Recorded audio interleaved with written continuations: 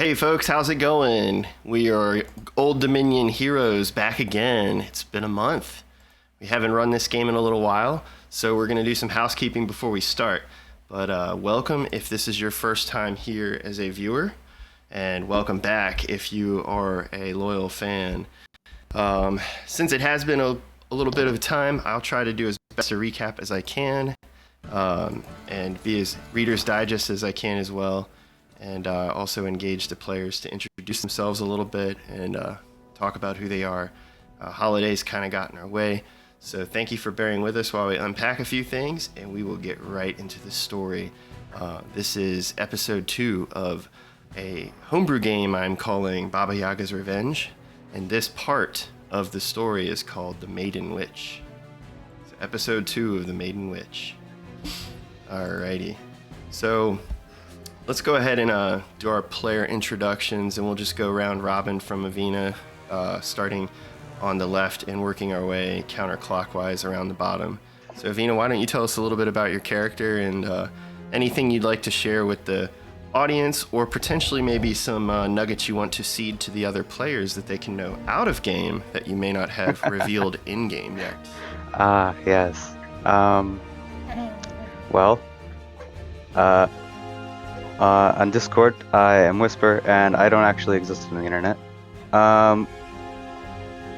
Avvina is an Asimar, technically. Oh no. And then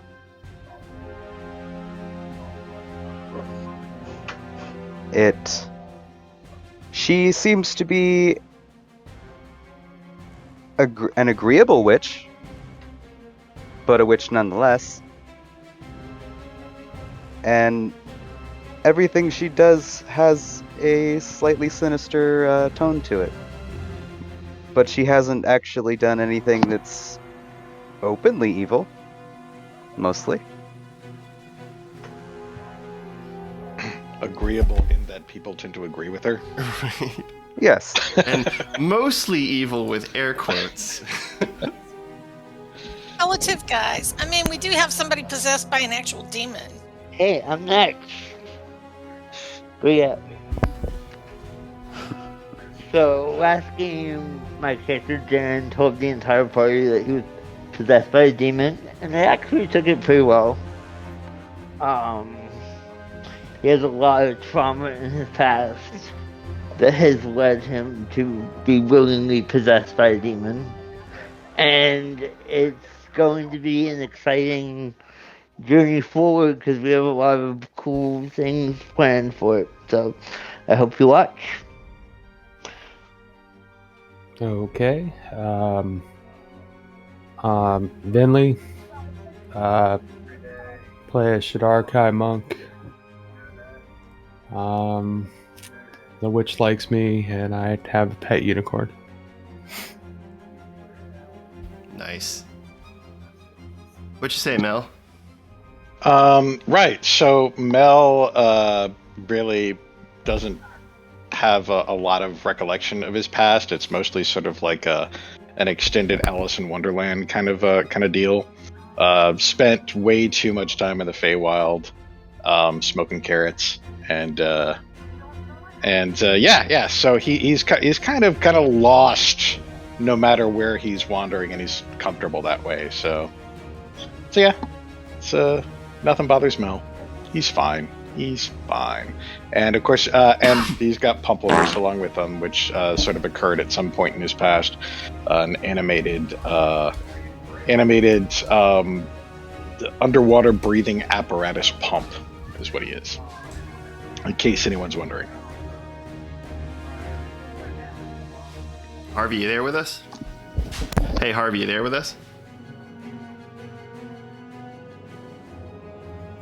Looks like he may be AFK. Does that mean we can say anything we want about him? Harvey is not on the call. All right. He's Well, left the building. we will skip for a minute, and let's go up to Happy. What's up with you? Hey! Happy is a gnome wizard. She's cousins with Mel and is trying to keep an eye on him. They were separated for a long time and we just got back together. She was also sucked through a portal and spent 4 years learning to be a chef. and he suddenly popped back. Her awakened spell book is Bob Ross, and so he goes around in Bob Ross's. I think that's about as much about her. And I guess we still don't have Chip with us. So at this point, let's go ahead and get things started until the other players jump back on. He said he was just muted, but He's not even in the Discord call. oh, okay. Yeah, and Jason Osterbine's not in the Discord call either. So Thomas, they're both in the Discord. it looks like they jumped in now. All right, cool. Hey, I'm glad they didn't hear what we just said about it. right? All right, so Harvey, you want to tell us a little bit about yourself? Depends. Can you hear me? Very, very lightly. Can you turn up his volume in Discord? I mean, that helps me, but that doesn't help y'all. Oh, okay. I thought. Yeah. Okay, yeah. That's... Go ahead, Jason. Are you there? Can you hear me now? I can. Not anymore. Nope, Andy's off. Yeah. Thomas, let's go ahead and switch over to you. What's up, Chip? Hello, Thomas. All right, I'm back. Can you hear me better now? All right, well, moving on. So We hear a little bit, Jason. Yeah, we kind of quiet. barely hear you, bro. It's not working very well for me tonight, y'all. I'm sorry. It's okay. It's not your fault, sweetie. That sounds okay. Pretend turned like my you're volume up. angry at us, and it'll be fine. Just much. It's better now. That's much better. Yeah, very. Okay. All right. Well, I'll just use that. That's fine. Yeah. Hey. And I'll just turn you down a little bit. But yeah, that sounds No. much better. No echoes? No echoes. Oh, thank God. Tell us a little bit about Harvey. My name's Jason. I play Harvey the Birdman. Fun fact about Harvey. Harvey's top 10 favorite smells are as follows. Nice. Number 6, a very hoppy IPA. Number 5, rubbing alcohol. Number 4, fresh cut sawdust. I like it. Number 3, sandwiches. Number 2, toasted sandwiches. And number 1, the smell of that sweet burning marijuana. Nice. Anything else you want to impart on the viewers or the players about Harvey? You may notice there were not 10 items in that top 10 list. Yeah, I was going to ask about that. So does he only have like 3 fingers on each hand? Is that the deal? No, that's his top 10 list. All Okay. 10 things. All right. It's just, he has a hard time with, what do you call that? Execution? Not executing enemies, obviously, but he you has know, a problem following. with executive function. That's it, yeah. He got bored and lost focus halfway through his own list. I mean, he hasn't met those smells yet. He hasn't met He those doesn't know who smells. they are. Yeah, I'd imagine the You know. Feywild, you're used to that, but this stuff here in the Forgotten Realms, everything's so new to your bird-like senses, Yeah, there's no fucking snozberries. I mean, it's bullshit. right? Hey, but y'all do have some good berries. We do have good berries, yeah. Dude, All right. the good ones. One last chance before we get it rolling. Thomas, are you there? You want to tell us a little bit about Chip? Yeah, I mean, he's got a very rough history with witches, so it might seem prejudice, but only out of PTSD and fear of what has happened to him and his beloved little brother, who went missing long ago and was kidnapped by Baba Yaga, and horrible magics, curses were placed upon dear Chip's little brother's head, which caused horrific permanent damage, permanent horrific transformations, none to which could ever be cured. Chip, he defeated Baba Yaga, but has gone through a lot over the years, wandering the woods, trying to find himself, and has landed with this party. It seems as if the witch who Chip thought he had killed long ago, in fact, still alive, and her raggedy corpse is still wandering the forest in her witchy chicken hut. So Chip will continue to look for this weathered hag in search for her, and his goal, his wish, is to at least die knowing that this elderly, forsaken, demon-worshipping bitch be brought to her last breath. At least before he dies. And that's Chip. Yeah. And he's also a gossipy lumberjack, I think we've established. Nothing worse than loose lips sinking ships, especially when Chip's been on the sauce. So let's go ahead and give a quick catch-up of things going on. I'm not going to go all the way back to the beginning events, but suffice it to say, this party of complete misfit adventurers, none of which would normally journey together except for the two family members, Mel and Happy, who happen to be close cousins. Everyone else was sort of thrown together under events against their will. Their adventure started in the Candlekeep, where they were trapped in Fistandia's mansion, and through their trials and investigation, they were able to determine the way out and have been sent on a quest back to the fiefdom of Lycanstone to accompany, who they thought they were accompanying, rather, the wizard Matreus, to meet with the local archdruid Snicklefritz. Quirky dwarven man, a local from the town, and really the only magic user with any know-how on weird otherworldly magics and things unnatural. Arriving to the town, the mid part of the day, they were granted entry by asking for his audience, and once inside, they have been prevented from leaving. The town is on full lockdown. There's a strange, mysterious curse. It's an illness affecting the males of the town. Not all, but many. Some as young as 13. And in the previous game, the party made quaint conversation with Snicklefritz and the owner of the Manticore Inn, a man by the name of Lancaster Downing.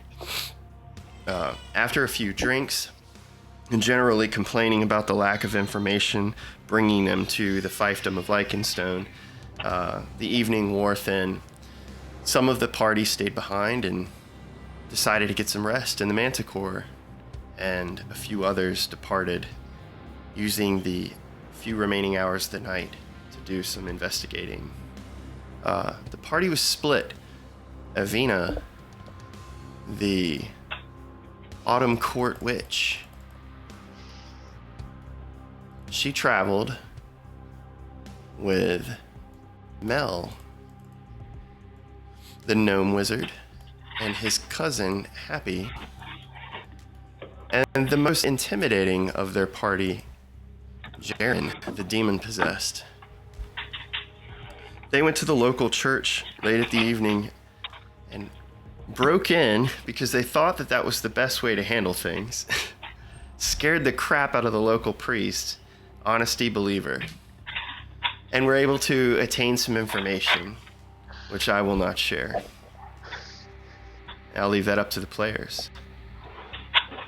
The party members that stayed behind, well, Harvey had a little bit too much food, drink, and a few too many fey doobies, and decided to pass out early. Chip and Venlee decided to stay behind and get a good night's rest and keep an eye on their new unicorn friend, Uni, who has a strange affinity to Venlee and a growing interest in Chip. While they were there, odd noises woke them from their sleep as they heard wet, flapping footsteps travel down the hallway of the main corridor of the second story of the Manticore Inn, and a hard thud as something burst through the outer wall. They did a little investigating themselves. And we'll just say we'll pick up where we are now. The party that went to the church came back to the inn to get rest, and the party that stayed behind got a full night's sleep, mostly undisturbed. You guys can count it as a full rest if you haven't taken one on your character sheet yet. And at this time, let's go ahead, and there are 7 of y'all. Somebody roll me a d8.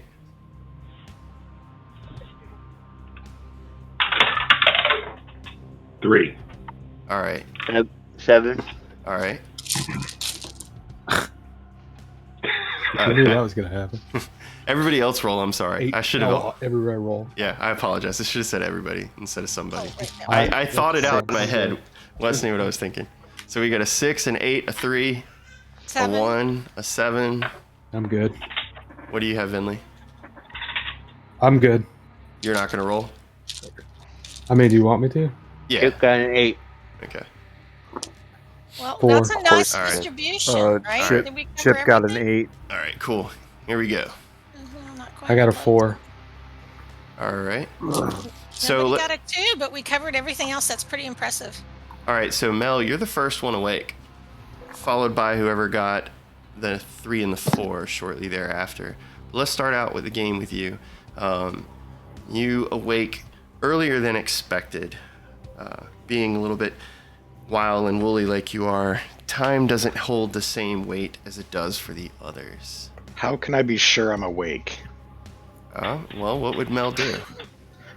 I don't know. I guess if he wakes up and everybody else is still asleep, he's going to do his best to sort of to figure out how stable the world is around him, and make sure things aren't too terribly transient, and just like sort of go around, kind of like touching things and poking things and making sure that they kind of react in a way that is at least somewhat in keeping with his basic understanding of how the world works. So you rummage about the room and, pick up things and investigate your surroundings just to place your location and time, and make sure that, these items are in fact real and your hand's not reaching through them.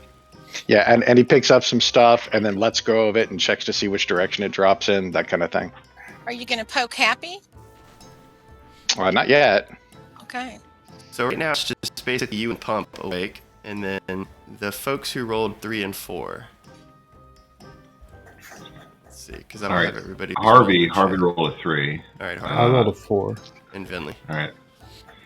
I think Harvey's going to roll out of bed, put his beak in his fist, and check his bag and go.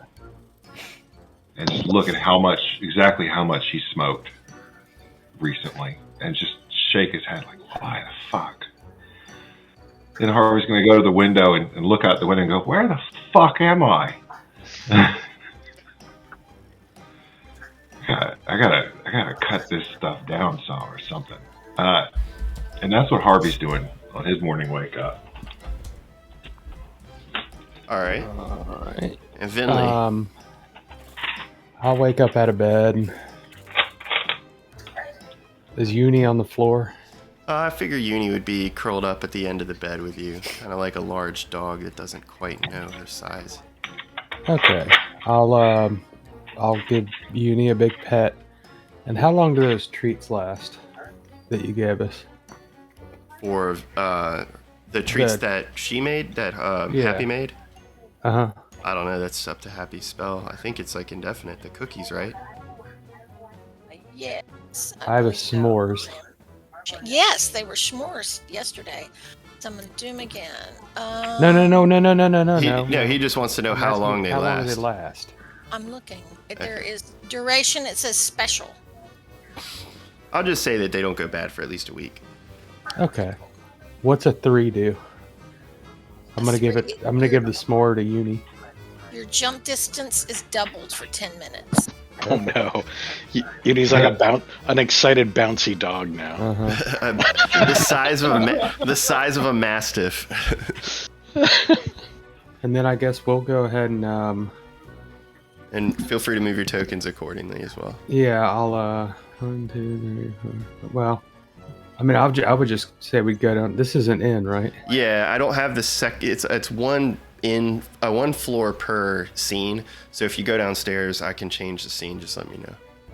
Well, I'd assume we'd go down for breakfast if it's just an inn, but I can.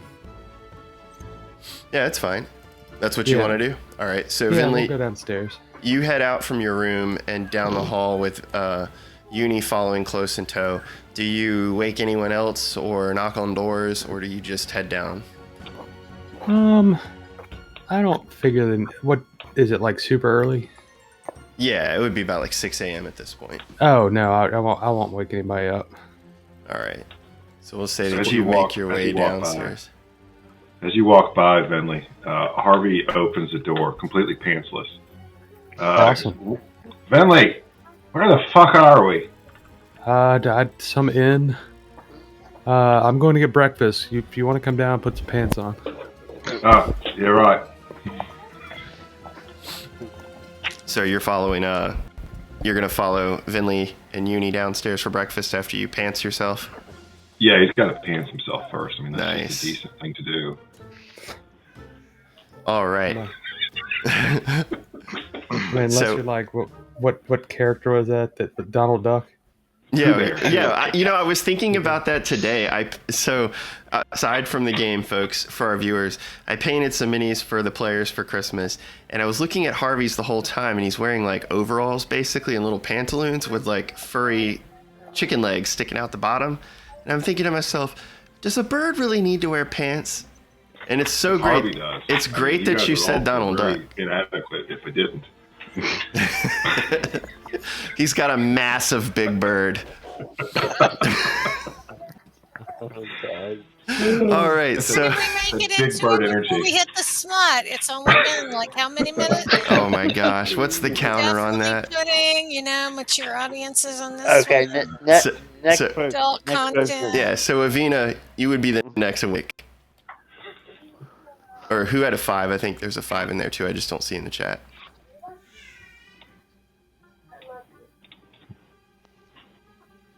Whisper, you there?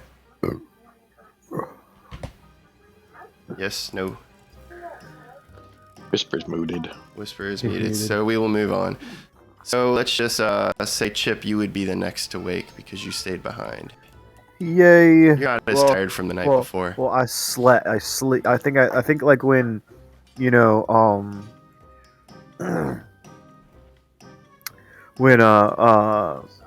what is it? When Ubis would, is it Ubis? No, Venlee. That's when. Sorry. Wrong game. Yep. When Venlee's like feeding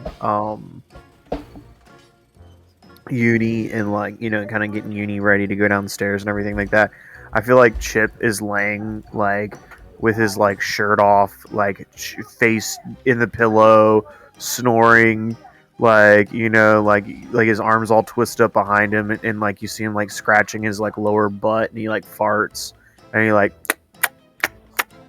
does like one of those, and like rolls over, and then like grabs the pillow, and then like punches it a couple of times to like puff it up, and then that's like his cutscene, and then the next scene you see him is he wakes up. Nice fart. That was appropriately timed. And he like looks around, kind of noticing that like the room's completely empty, and like he like takes a good sniff of the air, and he's like, "Oh, what's that smell? God, Venlee, ugh." And like you get himself together, and he'll after he gets himself together, that's when he'll actually go downstairs. Hey, roll me a perception check. All right. And you can roll physical if you want. I just need to know the number if you do physical.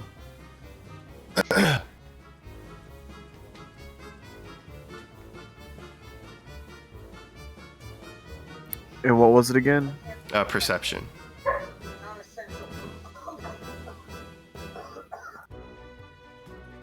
And while we're waiting on your roll to come through, ooh, excellent. So you, despite your awkward sleeping arrangements, wake bright-eyed and bushy-tailed, and the first thing you notice when you pull your trousers up and stand down with your feet in your boots ready to get up from the bed is your hands have a strange black purplish smudge that has now dried and caked on to the the lines and veins and finger pads of your actual hands, the palms. Did he wipe it on his face too, maybe? It's like his beard's sticking out in purple. I think he wiped it on the bed sheet. He did. And then he wiped it on the wall as well. I think we lost Chip again. Or he went AFK. Moving on, is Avvina there now? I'm Whisper? here. Oh, okay. Sorry, dude. No, it's okay. I just don't want there's a lot going on in the background, and I don't want it to No, you're good, dude. You're good. Mess with everything going on. Apologies, I was having a conversation. Oh, no, you're good, dude. So you would have been the next to wake. We kind of moved forward for Chip. So Avvina, you're awake now. What would you be doing? Is Hannah awake yet? That's up to you. She's your daughter. I will, when I wake up, I'm going to basically scan the room to make sure nothing everything is the same as it was last night. Roll me a perception check as well. And you said it's like 6 a.m., right? Yeah, well, now by the time she's waking up, it'd be probably about 7. Okay. You're waking in a staggered order, basically. All right, sweet. So, Avvina, as you crack open your eyes, sitting in the easy chair, you see Hannah Raquel, your newly adopted daughter, the dryad you saved from the storybook, who is now a part of the Autumn Court, according to your blessing. You see your Wicker Man flame spirit hovering above a torch on the wall, maintaining its glow. I don't know why it just disappeared for me. Sorry, folks. And then the little owl that you summoned the night before is still perched there, ruffling its feathers and keeping an eye on Hannah. But as you scan the room and you look about, you notice across the room on the vanity, where there's a small brush and a mirror in front of the chair, strange purple black smear across the mirror in a diagonal motion that traces its way down the side of the desk. It smears across the rim of the bathtub in the north of your room. And then you see a series of little black purple colored, almost mud-like stains in the shape of footprints that go right by you on the right-hand side of the chair. And as you turn and follow that with your head, to the right of you, out of the corner of your eye, you see a medium-shaped humanoid, what appears to be almost like a shadow, purplish black, about 2.5 feet tall, that is perfectly painted or stamped onto the wall of your bedroom.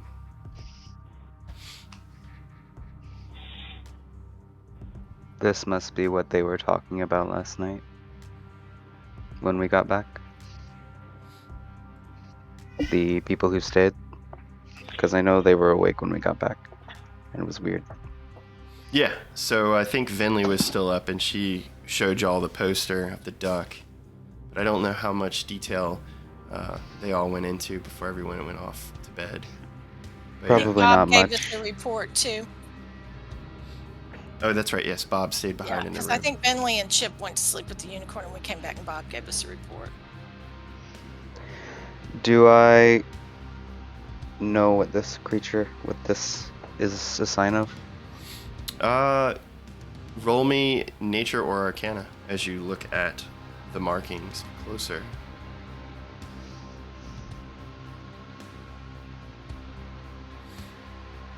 And while you do so, I'm going to jump over to Thomas real quick. So, Chip, you're all ready. You're dressed. You notice the poo on your hands. Have you made your way downstairs, or are you doing something else with that newly found clue? Oh, I've got poop on my hands. No, And maybe other places too, because you were sleeping. You know how you get your noses itchy? And... You have that purple black stuff from the stain on the wall. It's dried and caked onto your hands. It was so dark the other night in the Manticore Inn that by candlelight you thought you had wiped your hands fairly clean on the edge of the bed and on the wall. I'm gonna go look for a mirror. All right. Did I wipe any on my face? So you search about your room for a bit, and you stand in front of the dresser here, and there's a small mirror above it on the wall. When you look in the mirror, you don't see any smudges on your face, but your beard is a wreck. You had a very restless sleep. I'll go wash up, and then once I wash up... You're going to go to the community hall bathroom, clean yourself up? Yeah, right. I'll go to the community hall bathroom. So, and as you move down the hall, Avvina, you would hear the door open adjacent to your room. Okay. She will... She'll probably peek out the door. As you crack the door open while you're looking at the stain on the wall, you notice Chip walking by, and he's got his overalls slung up with one strapped and buttoned and the other one hanging down, and you've got the copper tone view as he hasn't fully tucked in his shirt, and there's just the full rising sun facing you down. Shiny walking by. Shiny Chip Heine. Like a rock. Good morning. Chip will look around, and then see Avvina, and then wave and nod, then go back to walking back to the bathroom. So you give a courtesy good morning and head to the bathroom to wash up. Yep. All right. So let's completely unaware.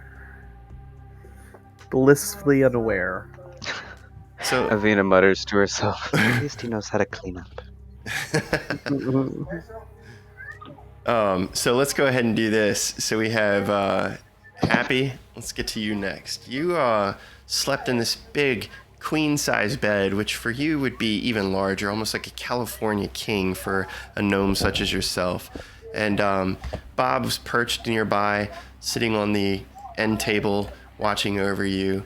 How do you wake up and what are you doing? I think that maybe Bob and Pump have been playing cards or something. Do you think? Yeah. Like they've been betting. Maybe they got cigars out and they've been betting on some things. And I don't know which one of them's winning, but it's probably a big pile of matchsticks or something in front of one of them. Happy's going to have a big stretch.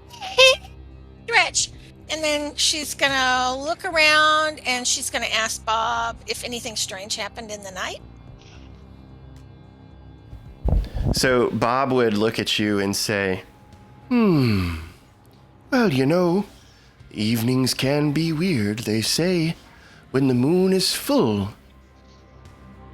Witches are about.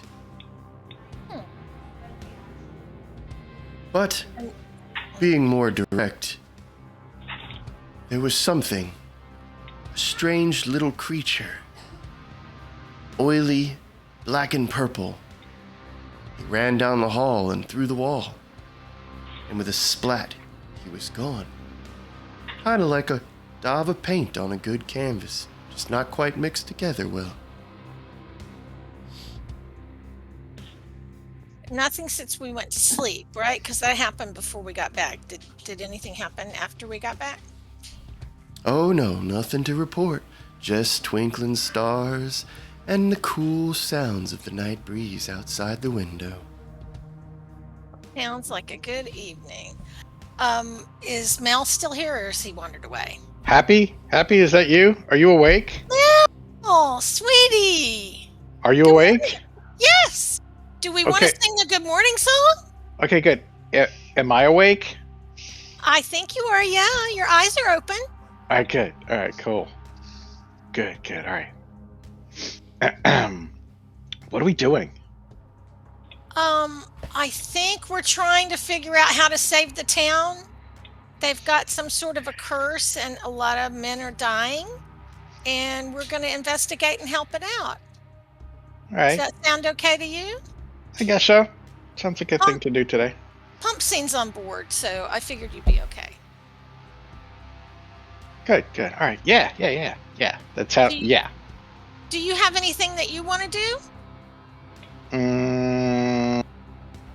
Nope. I'm good. Do you remember when Nana's cookie jar got broken and she thought it was the cat, but it was really you? No, that doesn't sound right. Well, I never told on you. Mm-hmm. Is there anything you need to tell me now? Because I think there's some kind of odd things going on, and I thought you might want to tell me about them.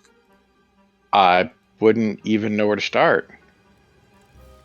Anywhere would be fine. I'm just not sure what odd is. Okay. What do you think it might be? All right, you lost me. What do you think odd might be? I'm not sure what odd as opposed to anything else is. It's all odd. Okay. Look at it. It's all odd, right? That's an honest answer. Can I ask Plump about it? Would that be okay? I guess. Okay. I may ask him about it later. I'm so glad to see you again. This is wonderful. I just want to make sure I have your back. And now, do you feel like we should go downstairs? What would you like for breakfast? Do you want French toast? Do you want croissants? What would you like for breakfast? I don't know. I don't want anything too heavy. Something light. Something light. Not. Maybe a Probably- croissant? I don't know. Trying to stay away from the kind of the heavy carbs. Gotta watch my girlish figure. Yeah, let's go downstairs. See what we got. Okay, I'm gonna go downstairs and make cheese danishes, and then we'll have some interesting stuff happen from that. So, Happy wants to go down and make cheese danishes so we can do Ash's pastries. Okay. So you all head down. Avvina's still in the room, and Chip's washing up. Let's get to Jaron. So, Jaron, you stayed in a room all by yourself. Yep. And you had witnessed the strange events in the church the other evening. What would you have done with the rest of your night, and what are you doing this morning? Tell us how you wake up. So Darren, from all outside perception, Darren gets up, he stands up, and he starts walking downstairs to be with everybody else. But in his head, he's having a whole internal dialogue with Grazit. And he's like, "You're gonna be good today, right?" And he's like, "Oh." What makes you think that I listen to you? You don't listen to me, we just compromise. Okay, we're gonna be good today, right? Define good. It seems We a bit don't- subjective. We don't kill anyone that doesn't need to be killed. You're the one with the body. Don't forget that. I know, okay? So that's what's going on in his head, but in reality, he's just walking down the stairs. All right. So everyone except for Avvina has made it downstairs. Avvina, are you still upstairs investigating the scene? Have you moved down? What are you doing with Hannah and your fire spirit and the owl? So with a 19, do I know what this stuff is from? Okay, absolutely. So with your 19 on nature check, you would know that these are the ectoplasmic-like discharges, the actual skin ooze of some otherworldly creature. And based on your experiences in Fistandia's mansion, you recognize them right away to be the slimy snail trail of a pesky, sneaky boggle. Would Jaron know that? Jaron know what? That It was a boggle, based on what he saw last night. I would say you were aware that something went in and out of the walls, but there wasn't a whole lot of investigating going on. When you guys got back, it was, like I said, pretty late in the evening, so everybody was kind of rushed off to bed, and Venlee talked it down. Oh, it wasn't a big deal. Something went through the wall, whatever. We slept it off. Okay, cool. I don't believe I was part of the Fistandia's mention thing, No. Oh but shoot, I am you're from right. the You're right. Feywild. Yeah. Absolutely. And are these Fey? Yeah. Okay. All right. So you head down as well. She will wander over to the bed and gently wake up Hannah. Hannah sits up, stiff at first, and rustles her leaf-like, canopy of hair, and readjusts her frame, and puts her knees together, swings them around the side of the bed, and then stands up next to you. Good morning. And she kind of nods at you, and then she nuzzles her head against you. Are you hungry? Are you really gonna make me give this creature a voice? Yes, because you were talking before her. You were talking before her before. That's true. I was in the book. So It was fun watching you try to dodge that. right. I did everything I could do to pantomime speech. All right, so I like that she's quiet. It's cool. so she's also under your witchy spell. She's possessed by the flame spirit from the Autumn Court now, so she's not quite mindless zombie, but she is definitely bewitched, literally. So Hannah looks at you and says, "What's for breakfast, Mom?" That's Hey, I figure we got to match tone with tone here. Maybe if Avvina was a little more peppy. it's impossible. You do have to sort of like teach by example. That's right. You know. Well, let's go see. Yes, ma'am. And so everyone makes their way down to the first floor of the Manticore Inn. I don't know if I still have tokens on here for you yet. I think I do. It looks like I do. Everyone except Chip. He's still stuck in the bathroom. Right. Yeah, I think everybody's pretty much downstairs. Chip would be the last one. He's got like 3 combs caught in his beard at this point. Right. He had quite a mess. So as you shuffle your way downstairs, Happy, you would have made your way over to the bar counter to try to find a way to weasel your way into the kitchen and discuss your pedigree and skill with the owner Lancaster, convincing him to allow you access to the wood-fire oven and the griddle top. The rest of you have been downstairs, or are downstairs now, and you see Harvey and Venlee with Uni, and the 3 of them are seated at the table you all met with Snicklefritz the night before. So what are you guys gonna do?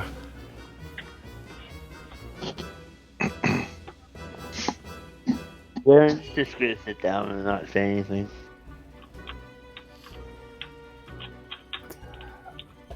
We didn't see them when they came back, did we? The ones that were upstairs. No. I don't think so. I think you guys had already gone to sleep, and we just Yeah. got a report from Bob. Yeah. So you don't know that we don't know anything. You don't know that we know anything about it. Or how late Okay. they were out. Yeah, I'll just I'm like, what happened to you? You know, did we know where they went? No.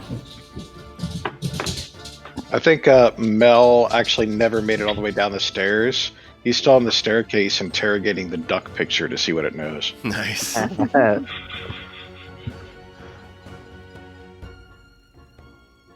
Hold on. Someone else go for a minute. All right. So, Harvey, you sit at the table next to Venlee and Uni. Jaron, you've grabbed a space at this long farmhouse table where you met with Snicklefritz. What's everybody doing?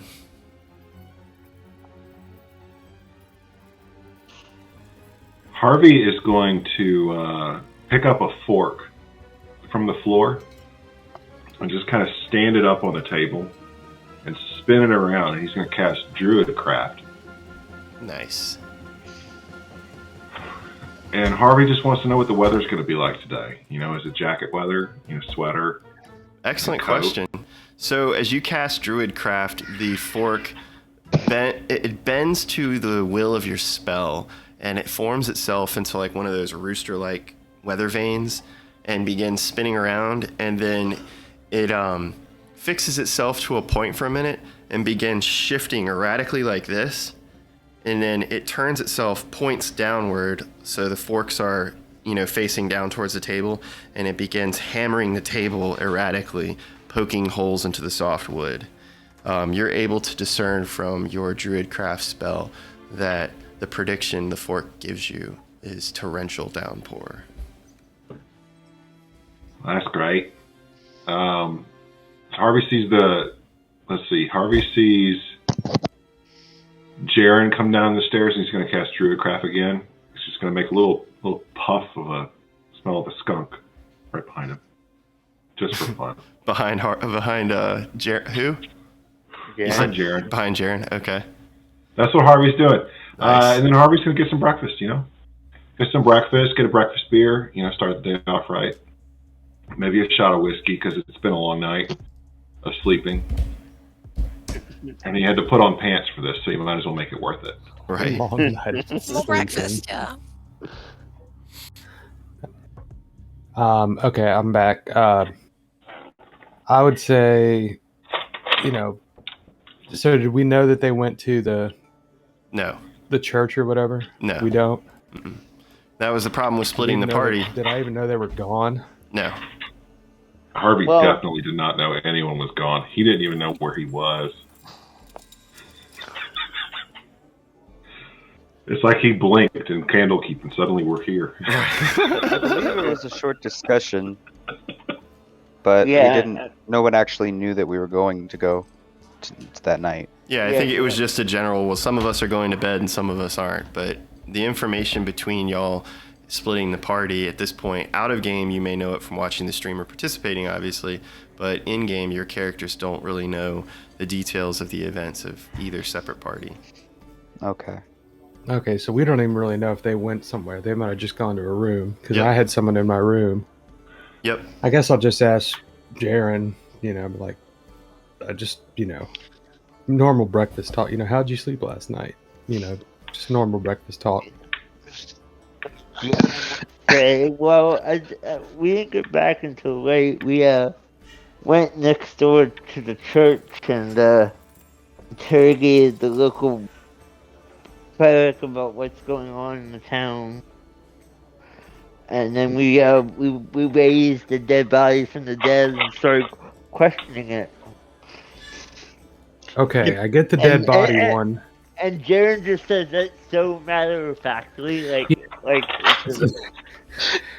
normal breakfast talk. Hey, how'd you sleep? How's your demon? Talk to any dead people? Right. So I'll say, I'll be like, okay, well, I get the dead body thing because that's something you do, but you interrogated the priest? Yeah, he didn't want us to let us see the dead body, so I kind of had to threaten his life. Wow. Okay, I'm gonna get up and I'm gonna go sit over by the bar and bring Uni with me. Harvey's going to be staring at Jaron like, that makes perfect sense. Uni and I gotta come over here. So, Jaron, you share these strange revelations. The kids and leaving. You share the strange revelations of your evening adventures with Venlee, and she stands up abruptly, shakes her head at you, and walks to the bar, with Uni following closely in tow.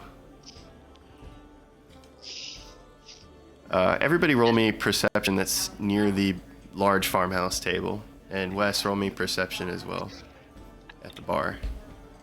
I roll? Yep. I think Happy's in the back by now, right? Yeah, Happy would be here if you had... Did you move... Oh, well, no, you're still cooking unless you decide you'd finish. Oh, no, that's a bad roll. Well, it takes 10 minutes, so I don't know. Okay. Would I have finished by now? Yeah, let's just move the narrative forward. Oh, okay. Yep. I love how I roll a 21 and I say that's a bad roll. All right. Mine's a natural one. All right, so... I got a 19. Wow, I got a 16. Does the duck know anything? All right, so as Mel inspects the duck,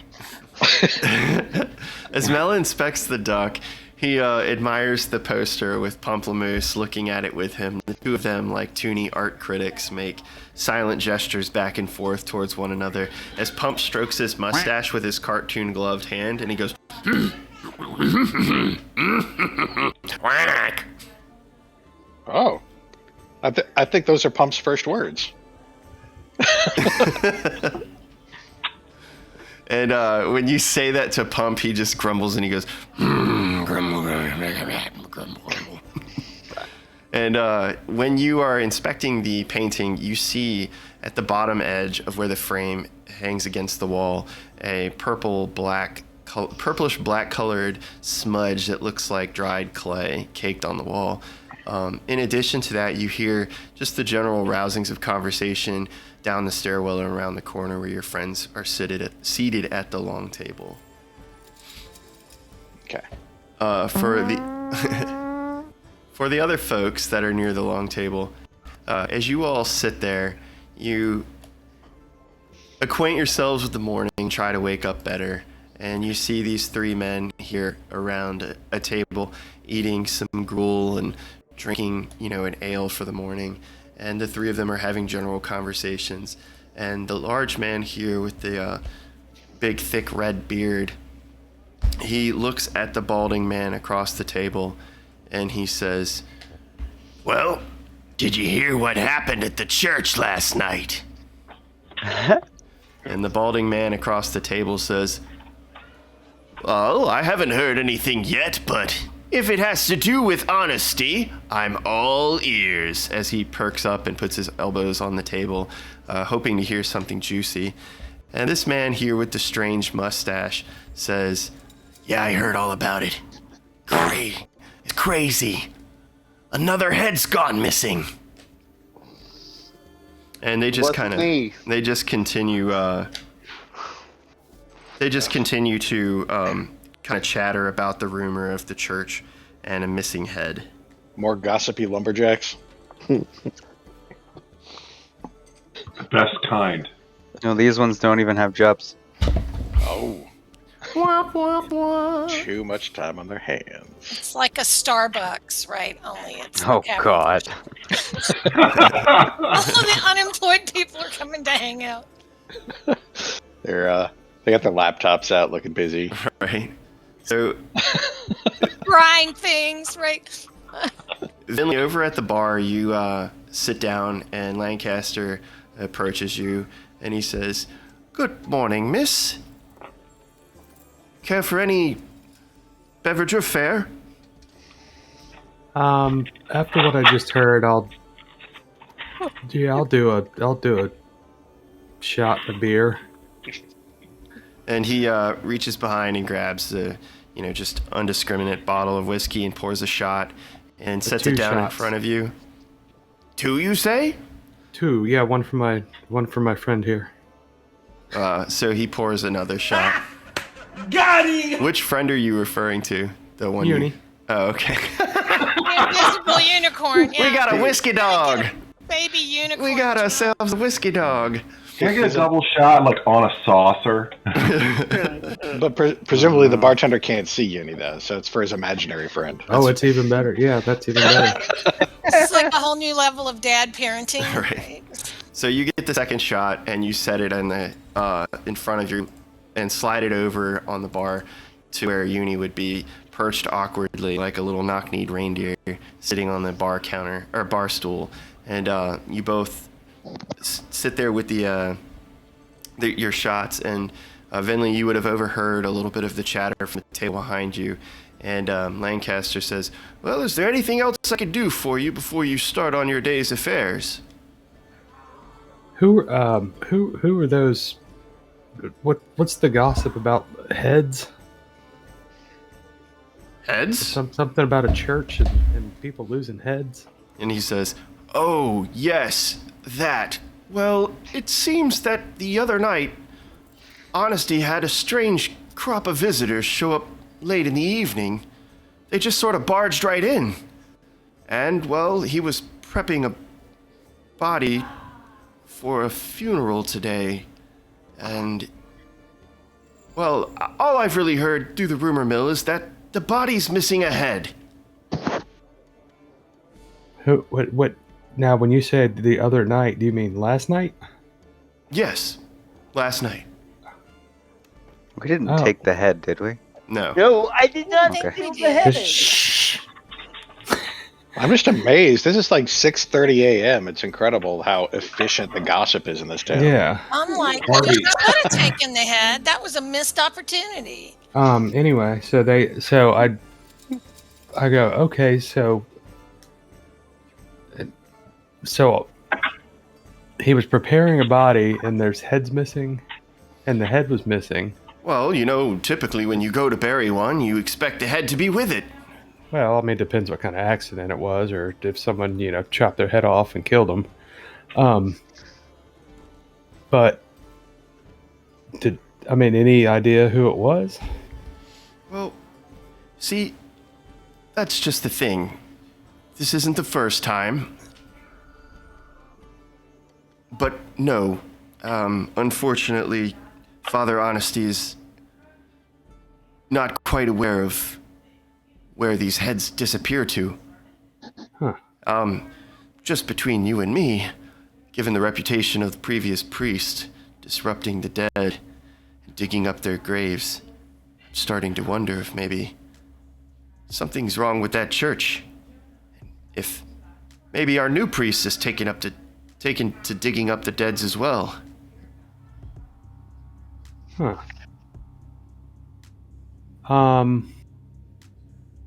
How long has Father Honesty been at this new church? He would explain to you that Father Honesty had been there for about 3 months. So essentially, the curse or blight has been in effect for about 6 months now, and they've executed the priest previously within that time, and they've instated Honesty Believer as the new local priest. Okay. Well, that's some good information. That's very odd. How many heads have gone missing? So And when did it start? Lancaster says to you, "Oh, I don't know. I mean, it happened shortly after the first one died. And it's been happening intermittently over the last 6 months. I'd say out of the dead, we've seen at least six go missing. Huh. 6 bodies, no heads." Huh. Aside from the missing heads, are there any other symptoms? Okay. Any bodies all right. altogether, yeah. Okay. I guess I will. What is this about missing heads? They weren't talking heads, they were missing heads. Okay. I know well, Chip is not the brightest, but Okay. Hold on one sec, guys. I will thank him and for the info and tip him, and then I'll pick up my shot glass. Okay. And Uni's got magic, right? So Uni goes to nudge the shot glass with her nose and picks it up with her awkward, donkey-like, young unicorn teeth, and you see her tip her head back. Well, I was gonna And cheer. then- I wanted to cheers and then tip back. That's why I didn't know if she could okay. lift it up. Yeah, so she has it in her teeth. She's like, Okay. So he'll just see a shot glass lift up. I'll cheers it and then buck it back and then take the beer and and I guess I'll go back you- over towards Jaron. as you take your drink and finish it, and she finishes the little pint-sized shot she took, the glass clatters down on the table in front of him, and he says, strange, out of thin air. Scratches his head, but doesn't really give it much more notice than that, and turns around and goes back to his business. You said you'd go back to the table. Avvina, were you at the bar, or were you walking up to the bar? I was walking up to the bar, Okay. probably at the end of this conversation. Okay, so you kind of come in at the tail end, and you asked your question about the heads. Go ahead. What is this about heads and them missing? I know Chip is not the brightest one here, but he still has his. Oh, I was just telling that nice lady there, and he points at Venlee as she's began walking back to the long table, and he says, town rumor this morning is that the body the priest was prepping for burial this morning is missing a head. Ah, yes, that. I did visit him last night, but when I left, the head was still there. So you were one of the strange visitors? Yes, my compatriot broke down the door instead of knocking. Oh, I'm sure you scared the pants off of poor Honesty. He's yes, very... but I don't think he would have been any less scared if we came in normally. He eyes you real quick and kind of like cocks his head to the side curiously. He's not scared of you per se, and he hasn't had enough FaceTime with Jaron to really get your joke. What's for breakfast?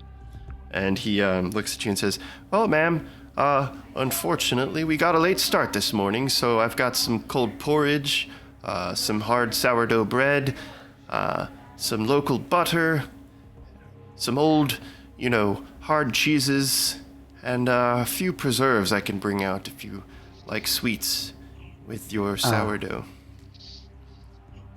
Let's do the preserves and bread then.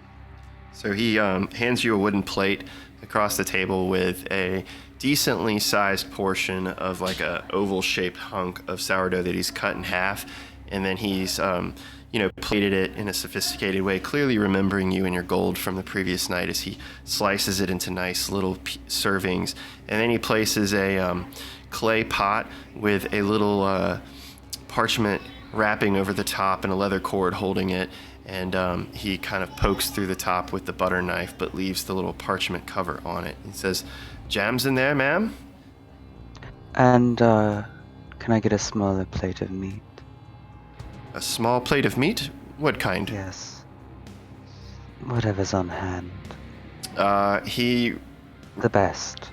He says, let me rummage around the kitchen and see what the butcher left the day before, and I'll bring it over to your table. Thank you. She will, I guess, reach and try and see if she has any coin left, and pull out another gold and just place it. When you put the coin on the counter, he says, "Oh, no, ma'am, it's continental." Tip then. And he says... For continued hospitality. And he nods and he says, "Yes, ma'am, hospitality." And he takes a courtesy kind of bow to you as a lady and backs away, keeping eye contact. She will pick up the plate and the jar and bring it over to the long Hannah. table.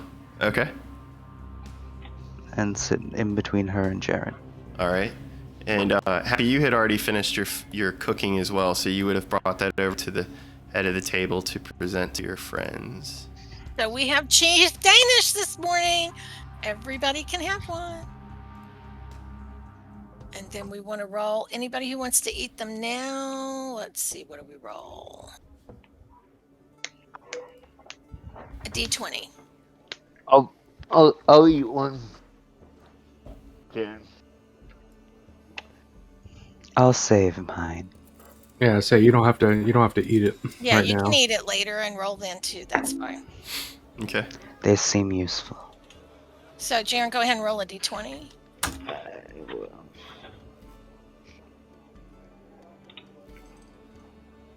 I'm assuming, Chip, you've made it to the table by now and you're seated down next to maybe Harvey. That's a 13. So Jaron, for the next hour, double your carrying capacity. Nice. That's pretty handy.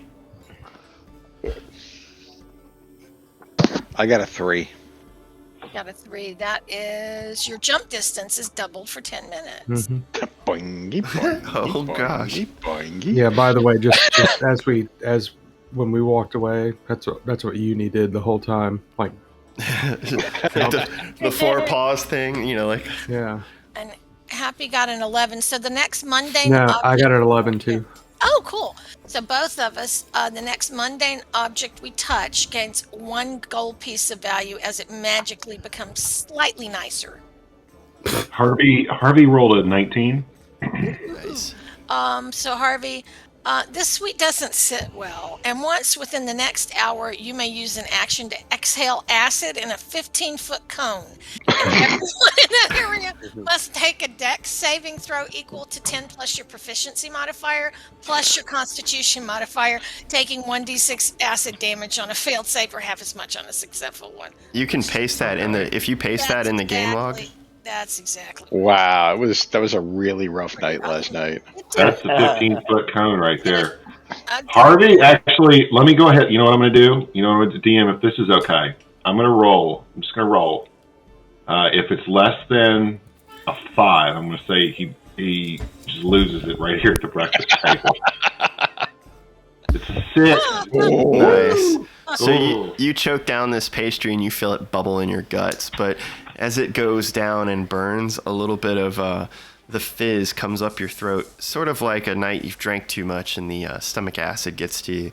And but this time, in addition to the fizz, a pungent fume, almost like perm solution, just permeates out of your nostril holes in your beak and makes like a light vapor that's slightly visible. So Mel's gonna wander around and try out his new jump distance now that it's extended from about 6 inches to about 12. Are you saying gnomes can't jump? Yeah, this gnome's got no jump. No, paladins don't jump. I couldn't. According to Jason. I couldn't get it to paste in the game log, so I'm putting it in the Discord log. Yeah, I can put it in there too in the game log after you do Discord, but either way works. So you guys sit around the table sharing cheese danishes, and some of you some breakfast and drinks from the bartender and owner, Lancaster Downing. What do you guys want to do? Jaron, who was talking? That was me. I wanted to tell you what I heard from the bartender about the heads. Okay. And just tell you exactly what he told me and ask if you had anything to do with it. I did not steal the head, I promise. Okay, so the head was on it when you were there? Yes. No, it was not. I'm sorry. No, because when you guys were doing your talk to speak to the dead, when Avvina finished her spell and the power of the spell was released, the head, after it answered its final question, you could tell it was basically resisting the magic to talk. It was wrenching its own neck, and it had twisted its head around 360 degrees, and there was just the thin cord of skin and esophagus holding the head on. And my point was that we didn't take the head. Yeah. We didn't take the head. The head fell to the floor. Yeah. So, and I'm sorry, just to sort of rewind a bit, it's been a long time. Did Honesty seem at all surprised by this, or did this seem like a normal thing? By the head falling off? He was pretty creeped out. Yeah, he was he was cowering in the floor. He was creeped out by us and the head, I think. But this has happened before, and he didn't mention that? No, he did not mention the head popping off. I don't think the head had talked before, maybe. I mean, the heads are disappearing, but the talking head, I don't know that that's sure. happened. That was probably new. Oh, that was me. Was it though? Was it though? Well, I did make the body talk, but the head was still there. Honestly, Let me hear your body talk. Body talk. It Sorry. seemed useless. So that point. Mel is going to excuse himself from the table, and he's going to go around and start introducing himself and meeting other people in the bar with the explicit intent of figuring out if anyone else here is named ironically. Nice. All right, so you walk around, pick an NPC, and just walk up to him, and we'll come up with something. But while you do that, is anybody else at the table discussing anything as Mel chooses his first target? Jaron would want to find Snickleford because he promised to get the mayor today for the party. So he'd want to track Snickleford down and see if that would happen. Okay. So you say this to the party? Because, I mean, right now, Snickle Fritz is nowhere to be seen in the bar. I have his token on here. I just haven't taken it off. So ignore the token. Yeah, I would mention that to the party, and that would be what I would be looking to do. And then Happy would say, and he's also supposed to be helping us find Mateus, who was supposed to meet us here and is nowhere to be found. That too. Harvey is deep in thought, just pondering, the meaning of life, where he possibly could be. Seems very familiar, this place and these people that he finds himself with. But he's actually very sober right now. It's just a very, very clear moment. But he's trying to think, has he ever heard of anything like this with the heads being separated from the body? So as you think back to events that you would have been a part of in the Feywild and the last time you were here in Lycanstone, nothing strikes you as familiar about heads going missing. But as you really, really rack your scattered brains in this moment of clarity and sobriety, you start recalling moments that you experienced and different things that happened the very first time you came to Lycanstone, when you attempted to solve the issue that was causing the town this calamity, and your unfortunate failure. And you would remember you and Jaron and a strange wizard who no longer travels with you had encountered quite a perilous situation in the pump house concerning the cistern for the fiefdom of Lycanstone. Oi, Jaron. Are we back in that fucking town with the cistern issue? Yeah, no, we're in that same town, the one that we almost drowned in. Oh, fuck. Oh, the chapel is very, very cursed, by the way. Yeah, I picked up on that too.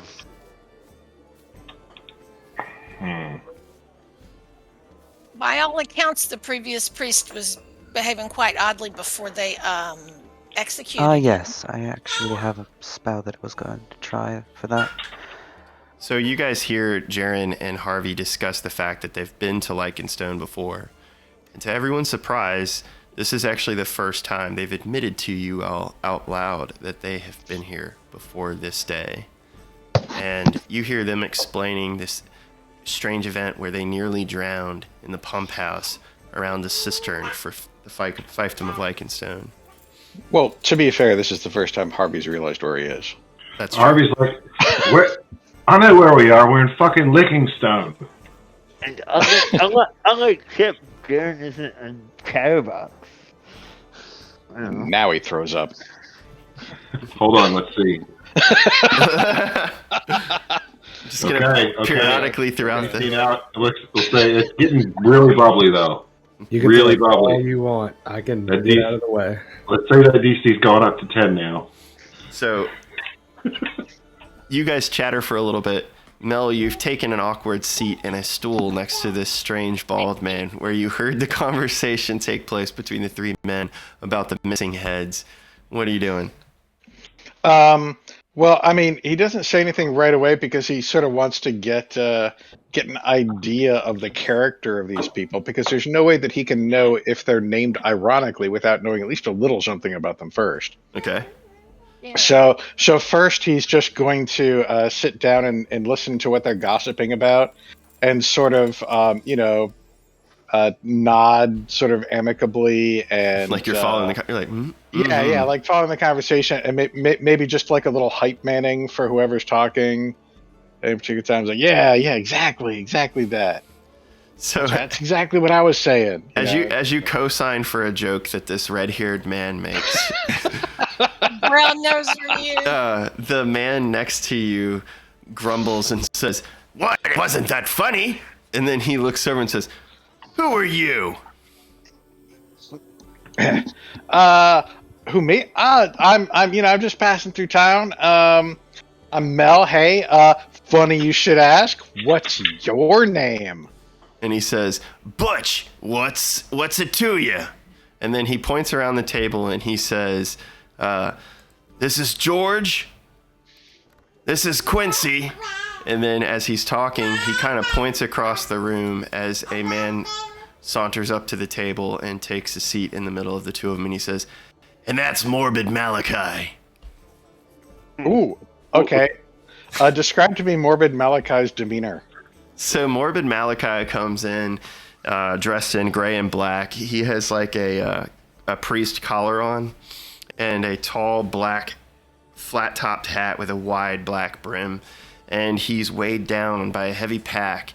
And on the pack itself, strapped to it haphazardly, is a lantern, a bedroll, and a gigantic shovel with the blade up and the handle part down. So you see this big shovel blade beside his head. Hey, Mal, I'm Mel. How's the morning treating you? Same as ever. And then he puts his elbows on the table and he says, "You guys hear about the mess I've got to clean up at the church?" Okay, all right. So far, my assessment is that Morbid Malachi is not named ironically. George is either never or always an ironic name. I'm not sure which. And Butch, I'm going to have to take a closer look at. Does he look like he's wearing women's underwear? You give him a little peek, and he catches you looking at his butt, and he says, "What are you doing?" I'm testing a theory. Don't worry about it. He says, "You're a rather strange character." All right. And at this point, suddenly he discovers that there are ants crawling all out of his pants. So this guy Butch stands up and starts moving around erratically, like something's itching him and scratching at his ass. He's like, something's biting me. Oh, what the hell? And he basically, without even thinking, like drops trow and starts scratching his ass. Okay, women's underwear? Yes. No. No. The stereotypical boxers with the heart and the arrow through it. All right. So my theory about ironically named people, I think, has been disproven. All right, I'm satisfied. Well, you did hear Morbid Malachi. You did hear Morbid Malachi say, "Did you hear about the mess I've got to deal with at the church this morning?" Oh yeah, that's true. I guess there's something germane to the plot going on here. That's accidental relevancy on your part. Did the rest of the party hear that, or was that just Mel? No, but I saw the man drop trow, and I put my eyes over Hannah. Your hand over it. You're like, and Happy's just rolling hers. Oh, it started already. So early. So Harvey. As Butch is dancing in the background, I guess Mel turns back to the table, puts his elbows on the table, and is chinning his hands, and says, "What kind of a mess, Mal?" "Headless bodies, bloody floors in the church embalming room. Oh, I'm getting so tired of burying corpses without heads." Oh, is that a thing? Totally not my fault. Not my fault either. And Is that a thing here? He says, "It is if you're the Undertaker, I guess, and you work for a cursed town." So Jaron would look at Harvey and is like, "I bet you that Mel starts a bar fight." Harvey says, "I'll take that bet." Pugilism? A wee bit of pugilism? No, so Morbid Malachi has basically just explained to you that he's the local Undertaker, and he's going to be the one responsible for trying to find the head so he could place it with the corpse and bury it. But he hasn't had success yet. Every headless corpse he's not been able to recover the head for. Well, Mel's puzzled right now because Honesty didn't mention anything about corpses missing heads the other night, but according to Butch's underwear, he actually is honest. So... All right, so Mel's working through that in his head right now. Deducting the details, all of it. Yep. All right, so you all finish. This is my process. You all continue to munch on the last few crumbs of your breakfast, and you've heard Jaron say in his reminding sense of urgency to try to find Schnickelfritz to gain audience with the local mayor. And I guess at this point, everybody's pretty well caught up, but you all still haven't really shared a whole lot of the details. I wanted to go talk to Chip and ask him if he knew what the purple things were. And Happy heard about some of the stuff from Bob, so I think she wanted to ask Venlee and Chip and Harvey. What was this about, a purple thing going through the walls last night? Oh, I did see signs of a bogle. Okay, can we let Chip answer first? Chip? Thomas, are you there? Hello, Thomas, can you hear? Oh, I muted him. My bad. Hey, How was Thomas, your hangover? are you there, bud? Yeah, I've been talking this whole time. Dude, I'm so sorry. You had a lot of noise going over there, so I muted you, and I am so freaking sorry. It's okay. I've been muting myself, and then what I double muted? Yeah, actually triple muted. So anyway, let me give you some screen time here real quick because of my snafu. You've overheard all this crazy crap going on. What would Chip be taking in from all this, and what is his reply?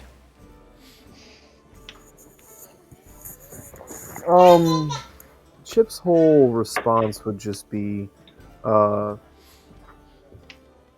nodding his head, saying, that's boggle goop. That's what that there is. Mm-hmm. Yep. And I'll look at the group and I'll say, we encountered a boggle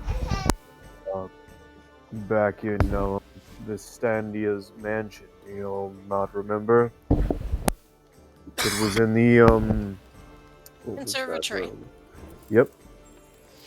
And Chip, you would recall also encountering the boggle in Baba Yaga's glade. In the glade, you all faced Baba Yaga. Mm-hmm.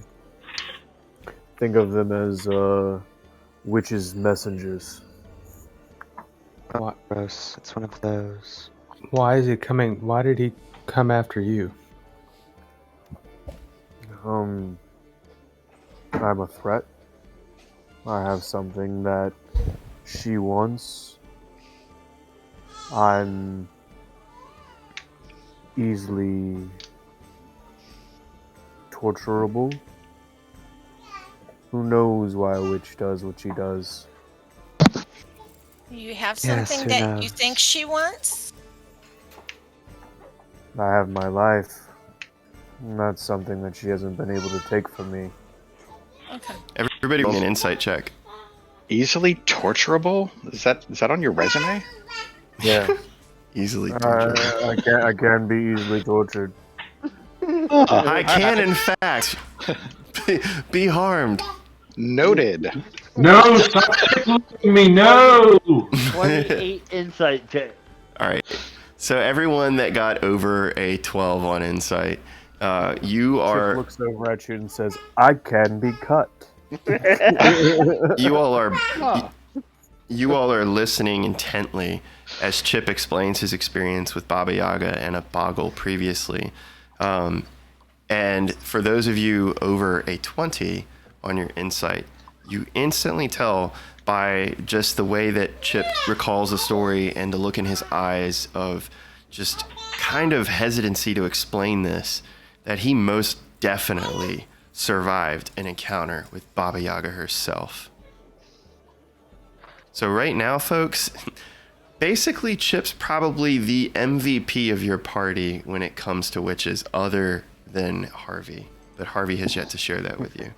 Or the actual other witch in the party. Avvina, yeah. Yeah, well, she's a little different type of witch. But definitely not the MVP for beard grooming. No, not at all. Yeah. Did he get it clean? Or is there still lingering? You look over at Chip and it's like as if he's gone to the barber shop and gotten everything put in the right place. There's oil in his hair. Everyone's crazy about a sharp dressed man. Yeah, the collars, nicely creased and kept all, kept up, and his suspenders are, properly placed. Everything, like, the top two buttons are undone. He's got a little bit of his chest showing, and It's a little twisty. Yeah, and like Got pocket squares. and like the wind blows, and the flat, like, there's not even a breeze in the room, but yet the wind is blowing, and his hair is wafting in the wind. Harvey's over there beside you going. Harvey's like, what is that, Stetson? Is that Stetson? Oh no! I gotta roll again. and like Uni farts, and like the wind changes direction. Oh my god! All right, so Chip regales you with this story of his events in experience with Baba Yaga, and just for the viewers who haven't watched the previous episodes and may not have been aware, I'll do a Reader's Digest of his story. Chip explains that his brother, Swayze Endale, was a woodsman, just like him, part of the local logging company, and he was sent into the Bramblewood with a party of other loggers to collect timber for the Kingdom of Lycanstone. But during that time, he and his fellow woodsmen went missing. Shortly thereafter, Chip was summoned, along with a few other persons, to travel into the Bramblewood and seek the lost party of loggers. He tells you about how, as they approached the wood, it became overgrown with thick thorns and vines that prevented their way in, and that after they fought their way into the woods, they faced down a party of dire wolves that ambushed them in a clearing. And then he tells you more and says, while we were there in the middle of the clearing, there was one of the men leaned up against a tree pointing at the way we came in, frozen, like something scared him to death. And he just describes how when they looked at the man, he had a note pinned to himself on his shirt that says, to go forward, you must go backward. And they struggled with the riddle of the woods for some time before figuring out the proper way through, and realized that they basically walk backwards. Yeah, they literally had to walk backwards through certain paths in this clearing.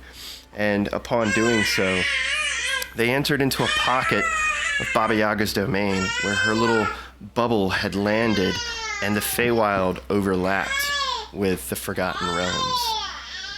And approaching Baba Yaga's hut, one of the party members who's no longer with Chip, who in fact mysteriously disappeared afterward, a follower of the cult of the Raven Queen, decided it would be smart to ambush the witch and try to snatch the eye from her face. Instantly setting her off, Chip was privy to a brief encounter fighting Baba Yaga and her hut as it rose up out of the ground, and before he could do anything about it, he saw Baba Yaga retreat into the hut and pull everything in that realm with her inside of the hut and disappear with a bubble pop. And the last memory he has of being in that clearing is seeing Swayze's face mutate and transform before his eyes, before being sucked into the front door of the hut and disappearing before him, leaving him and his friends behind in an empty clearing in the woods.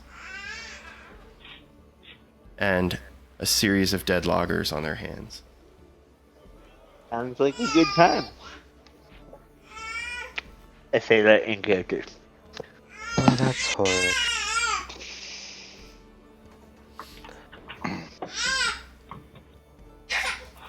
Man, really killed the mood. Yeah, It I also mean, like, explains a lot. breakfast is like, I don't know. So Avvina gives you I start drinking now, too. Avvina gives you a nod, kind of giving you a pass, now understanding your hesitancy towards witches, Chip. I think we have some deck saves to make. Yeah. Why? Does Harvey Well- dispute? Harvey's not feeling that well. Harvey is looking at you, Oh. Chip, and you see the sadness Oh goodness. in his big bird eyes as you relay your story. There's a little tear that just wicks on top of the feathers and drops off, and then you see him go and 15-foot cone, you said. Yeah. So Of course, you gotta point it at me. Harvey Point just it at me. it's just really bad. It's just really, really fucking bad. Ooh, can my save be that I just hug him? What I do is I hug him, so he throws up over my shoulder.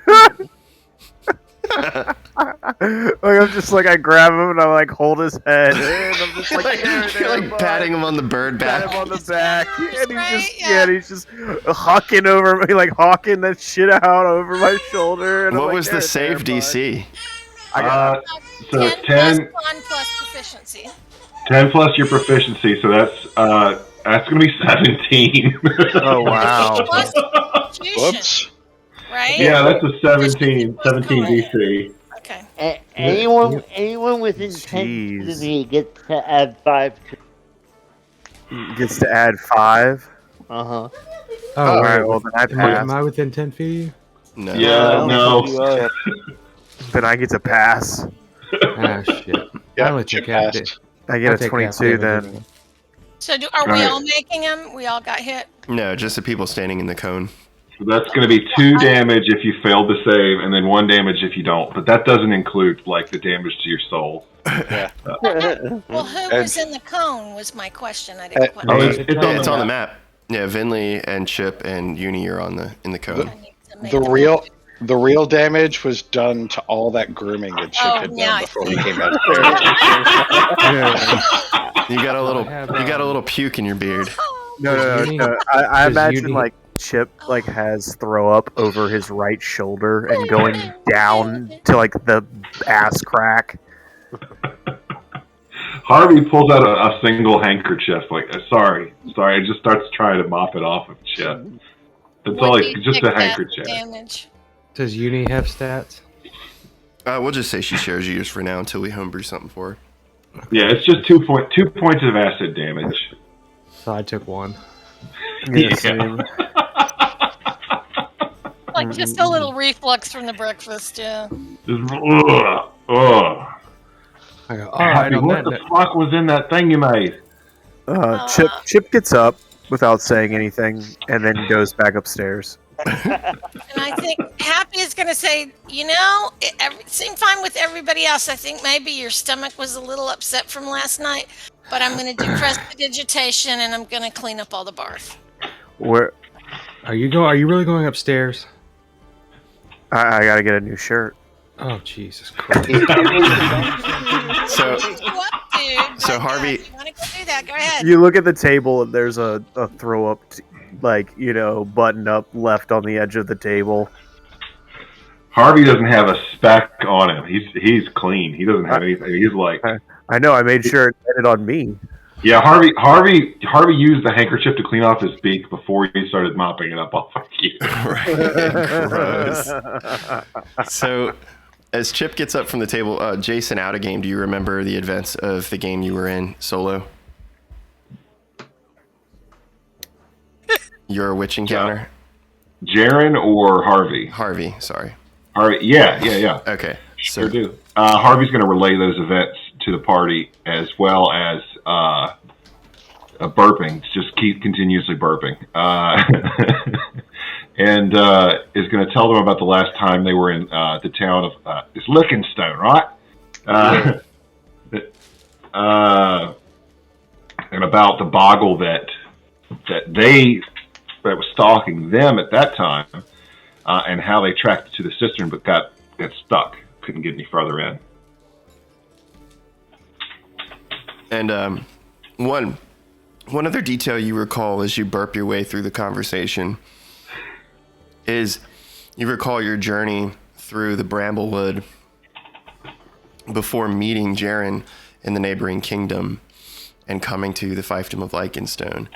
And you remember a small village at the heart of the woods where you stayed at a quaint little inn one night before finishing the rest of the journey. And you remember the evening's events, the kidnapping of a child by a strange, shadow-like creature. And you remember facing down and actually killing a witch in the woods before she and this strange creature were able to finish whatever dark ritual she was enacting. Rescuing the child for the small village, they thanked you and rewarded you and sent you sent you on your way fully supplied to the kingdom that you were to meet Jaron. So in between that, you have also encountered a witch, but you were successful in killing yours.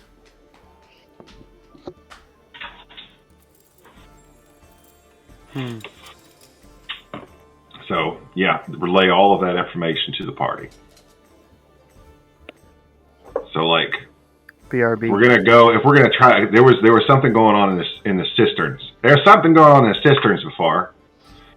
Fuck, that's not the right accent. Fuck it. No. So we want to see the mayor. We need to find Mateus. We're going to look for snickerdoodles, and maybe we need to add the cistern on there. And then there was something funky going on in the graveyard, right? Yeah, we didn't go to the graveyard yet.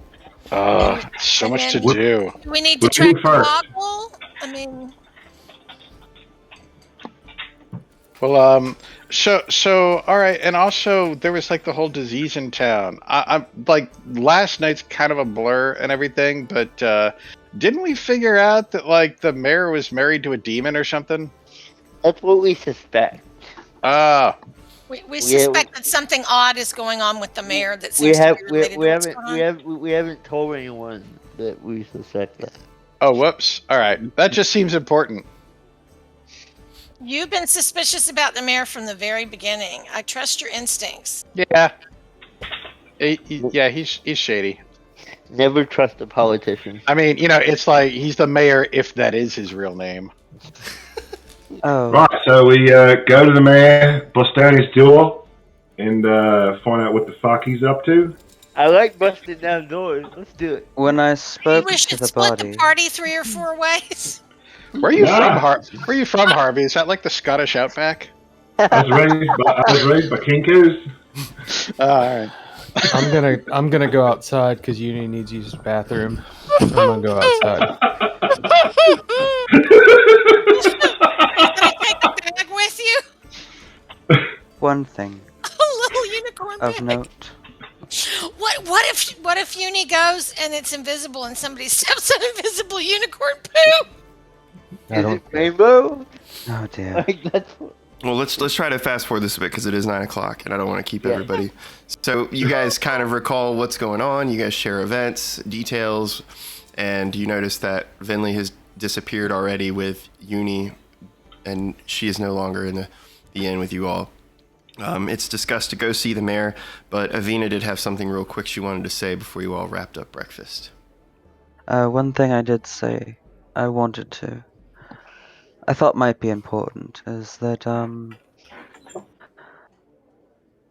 the soul of the man, the body that I spoke to last night, he said something of a succubus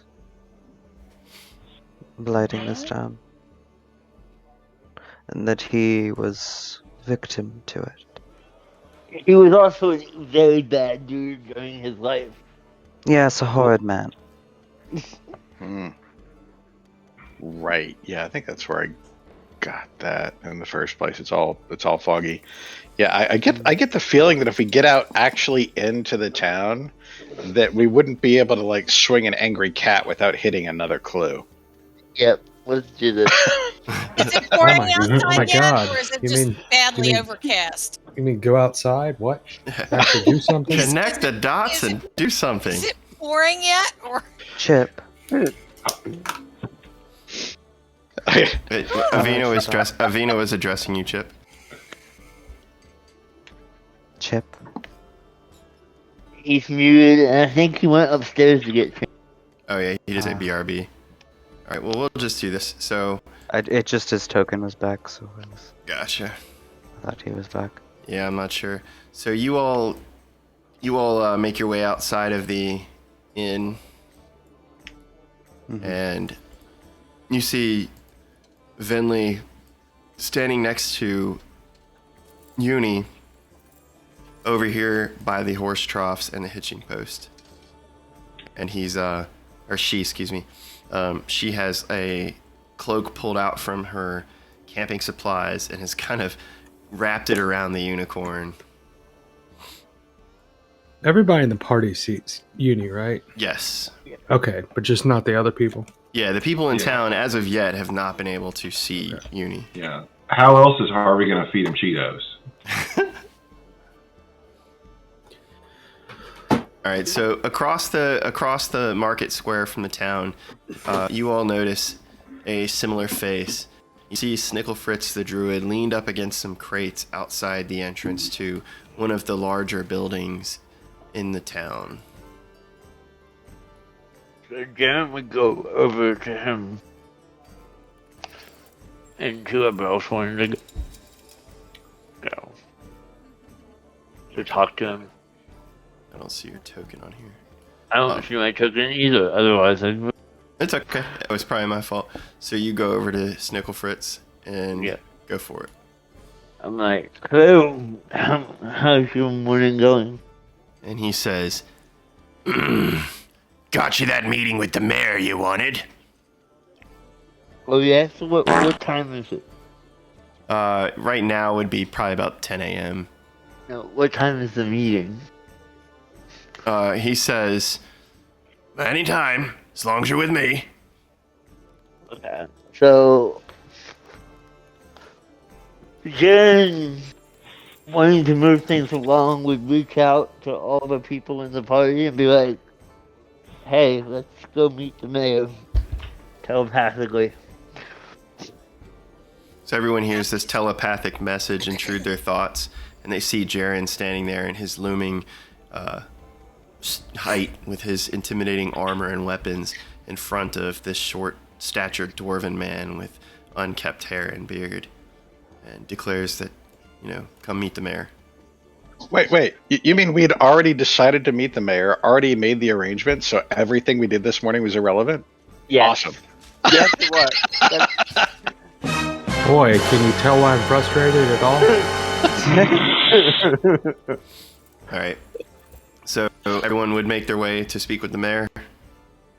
Yeah. Yes. Guys, it seems like there was a lot of backstory that we hadn't told each other that might be relevant at some point. So I can't say this was all a total waste of time.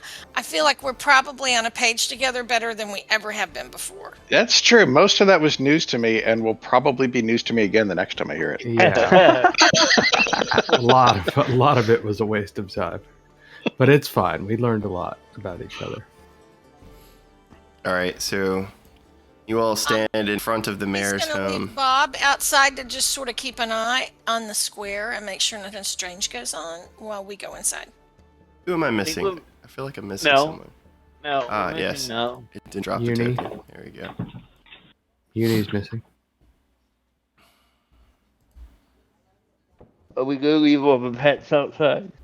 Hey, No, Uni's not a pet. Uni's a unicorn. Okay, well, and we're whatever you protecting want. her, so I think she definitely needs to stay with us. Uni, all the time. Uni follows me. Companion. Uni's a good little unicorn. Whatever. Okay. That's what I was asking. Whether all of the various companions. Yeah, Bob's gonna stay outside and keep watch.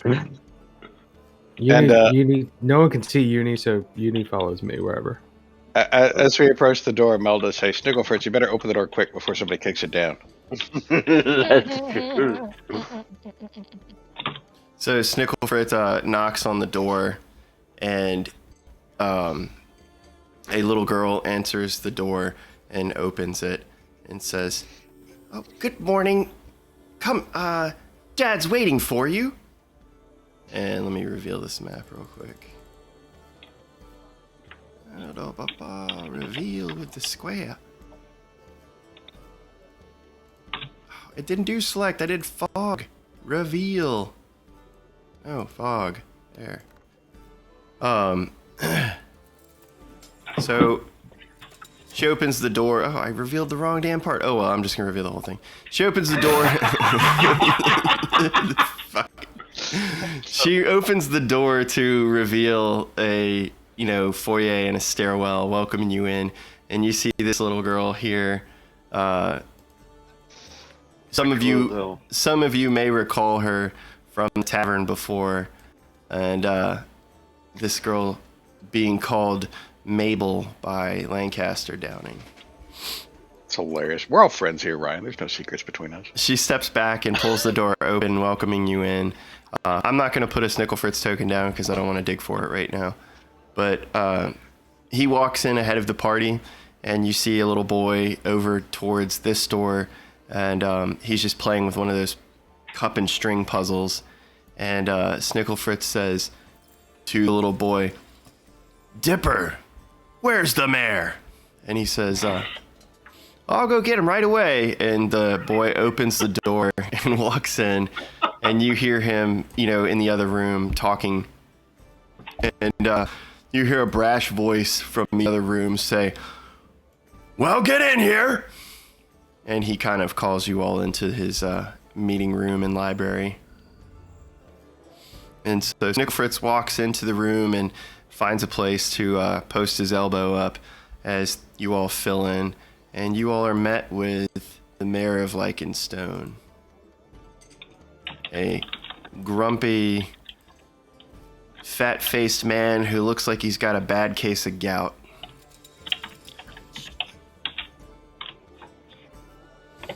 And he says, "Well, what's the big deal, Fritz?"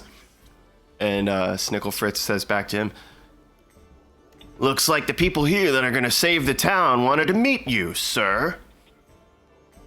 And the mayor gives attention to you all and says, "Welcome, welcome, welcome, welcome, welcome to Lycanstone. What do you want?" Fail. Sounds like Jaron ought to take this one. Yeah, except I rolled a 2 on persuasion, but it's still a 16.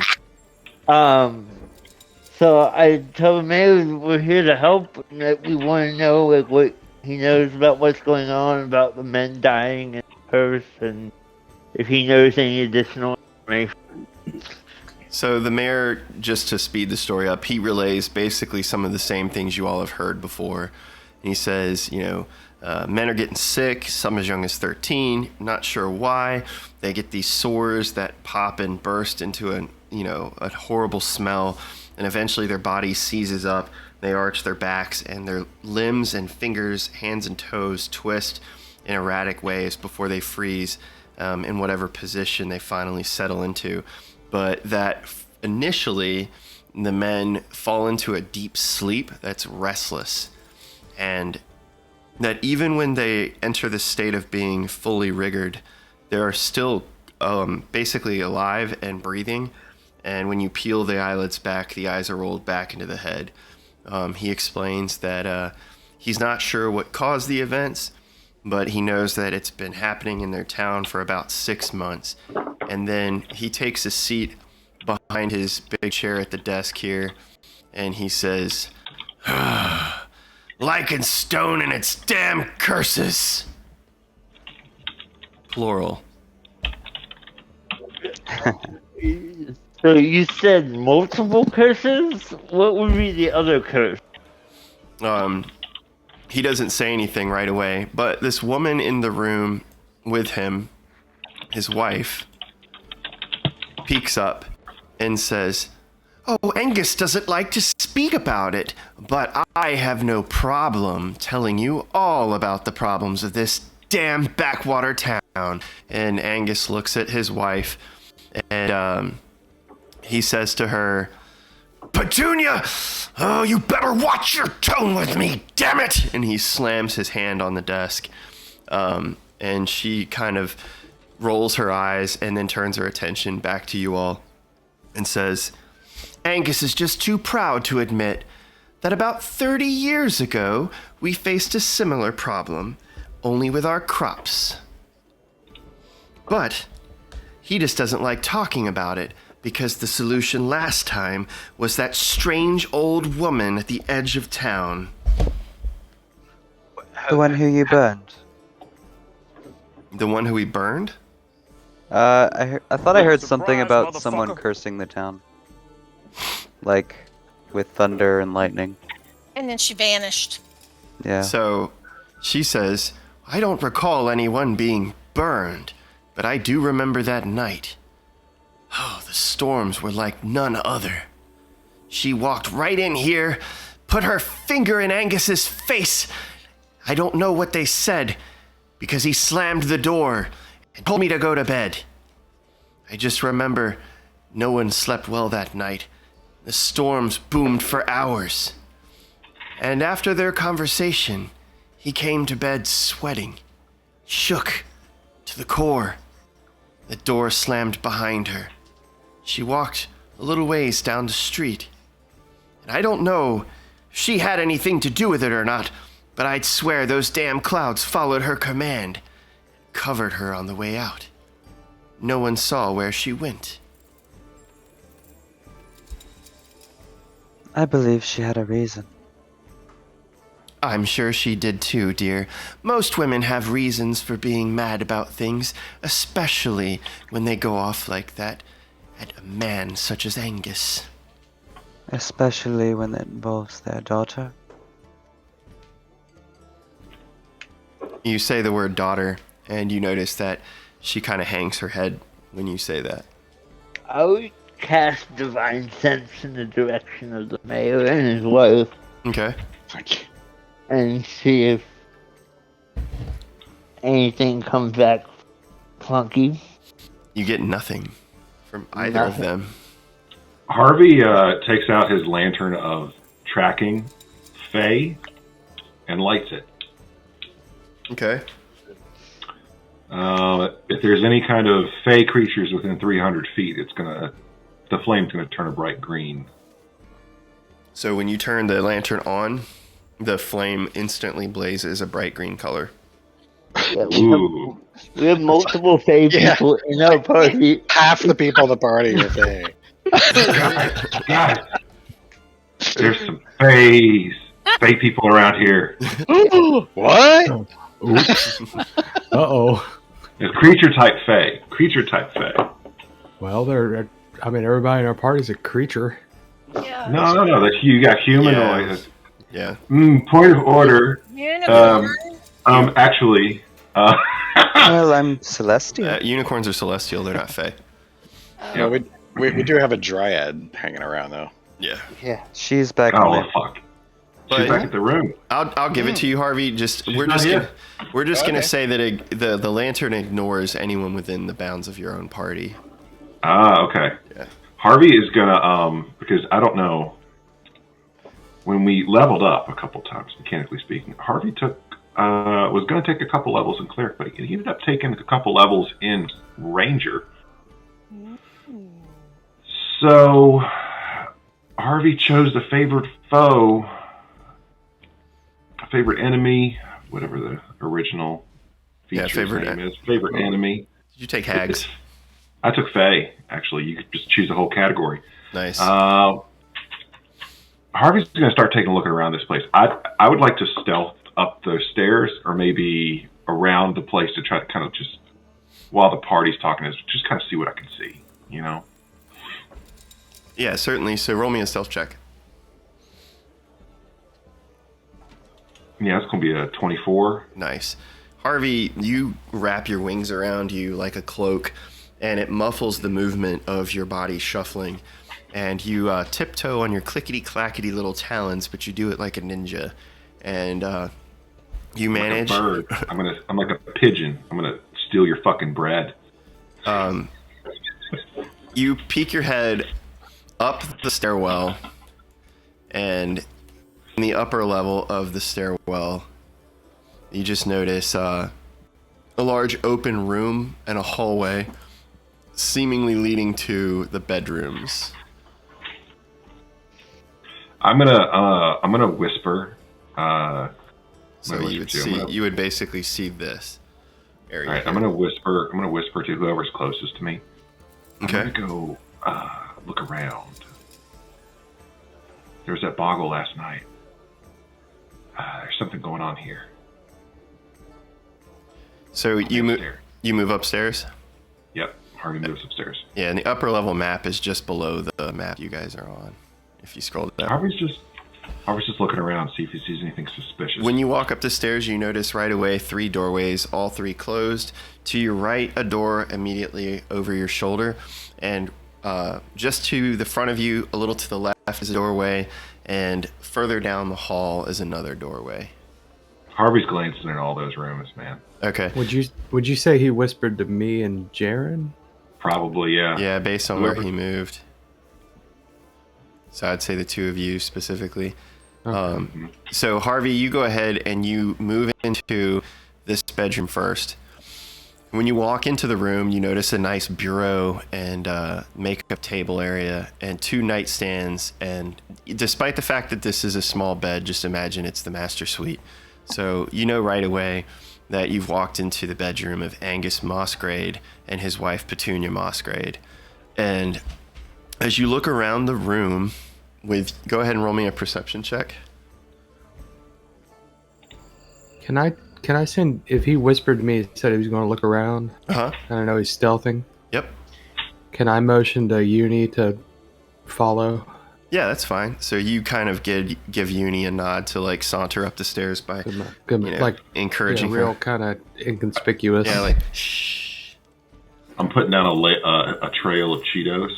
All right, so Harvey, with your perception check, one thing you pick up on immediately as you scan the room is there's a strange white chalk-like outline around the bed, but it only peeks out in certain places just underneath of this rug. And you also notice a desk drawer that is open, and it looks like it's been pushed shut haphazardly because there are papers that are crumpled and sticking out of the desk drawer. Okay. Harvey's gonna take his spear off of his back and just kind of stand back and kind of open the drawer a little bit. Okay. Look in. As you pull the drawer back and you look inside, the first thing you see is a small book, and it basically says business ledger. And Harvey has a deep mistrust for the written word. Yeah, it's everywhere. That's how you lift the book, and underneath the book that says ledger, you see a dried ink quill and what looks to be like a piece of parchment paper and a letter addressed to someone. And at the bottom of the letter, in the signature blank, it says, "My dearest Megan." That's not the name of anybody here, is it? That was the name of the lady at the edge of town, right? Or the daughter? Actually, excuse me, let me correct myself on that. It is... The name is still... Yeah, Megan, yeah. I'm right. So it was Megan. All right. Harvey just folds that up and puts that in his pouch and looks underneath the bed to see what that chalk outline is, and then heads back downstairs. So you lift the rug to reveal the chalk outline underneath of it, and instantly you see that this marking makes a perfect circle around the underside of the bed, that it is made out of white chalk, and that dribbled around the chalk as well appears to be clear crystal-like granules. And as you lift the corner of the rug more to see underneath the bedpost by the footboard, you see where lines connect towards the center, forming a star. All right, Harvey thinks this is some kind of a occult kind of stuff. Harvey doesn't really know anything about that sort of thing, so he's just going to take his findings back to the party and just kind of whisper it. All right. Whisper it through. Quick question. I may have missed it, but I mean, it looks like it's a single bed in there, right? Yeah, I said just because I couldn't find a good map. Just imagine this is a master, like, double bed, you know. Okay, all right. Yeah. So it does look like both of them inhabit this room? Okay. Yeah, and then the kids have another room. I couldn't find a very good map. I just typed in Town Master Hall, so Groovy. we're just going to run with it. So Harvey pops up behind Venlee and is like, hey, there's some weird shit upstairs. And just describes what he saw. When you say weird shit, Uni kind of nudges you, Venlee. It nudges your hand where your pack was that would have had the little doll. And she goes, Oh, crap. Feed her a Cheeto. You feed her a Cheeto. She changes attention and starts munching on the Cheeto. Would Chip have heard Harvey? Yeah, I think you're close enough. Oh yeah. I'm not like, I'm just trying to hide it from the town master and the staff people. So while this is going on, the town master's still grumbling, and his wife is making general conversation with Snickle Fritz, and she addresses the few of you that are standing there still with his audience and says, "Well, I know my husband can't be bothered but so much longer. Do you have any more questions for him? I mean, I don't mind speaking more, and we can always go somewhere else for a little chat, but it might have to be later, perhaps over afternoon tea."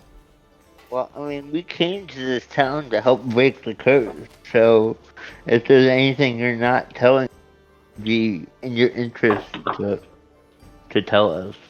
So the mayor looks at you, Jaron, and he says, "I guess it's not just about me anymore then." And he sets his hand heavily into his hand, and you see like the big, neck, freaking like horrible, just terrible, gouty neck just shift to one side.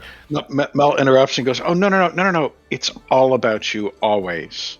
Don't ever think otherwise." So, he has an ironic name, by the way, Mossstone. Mossgrad. Hey, what's his name again? Angus Mossgrad. Oh, Mossgrad. Yeah. Okay. And then his wife. So Can we get to the mayor's reply, though? So the mayor leans his hand and head into his hand, and he says, "Well, I'm sure everybody's told you this curse started 6 months ago. Maybe they haven't connected the dots, but the curse started when that damned priest we hung dug up the body." Which body? And he looks down at his lap, and his wife peeks up, and he says, "Of course he doesn't want to say. When they dug up Megan's body." Who's Megan? The witch's daughter. No, I know that, but I don't know that. So I'm asking Mayor. I do. Harvey's like, to Venlee, Harvey's like, "They said the name. Look." He Could I unfolds have- a piece of paper and passes it over So, to Venlee surreptitiously. go ahead. Could I have made an insight check against the wife when she looked away when I mentioned the witch's daughter? Yeah, that's fine. Make me an insight check.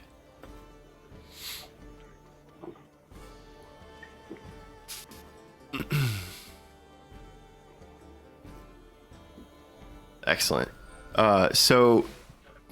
Just as a point of correction, it's not the witch's daughter, but it is someone related to the witch. When you make your insight check about her rolling her eyes and looking away when the name is said, you know right away that this is probably the first and only time the mayor has been honest about the connection with the priest digging up Megan's body and the curse on the town. So I'm trying to figure out who Megan actually is.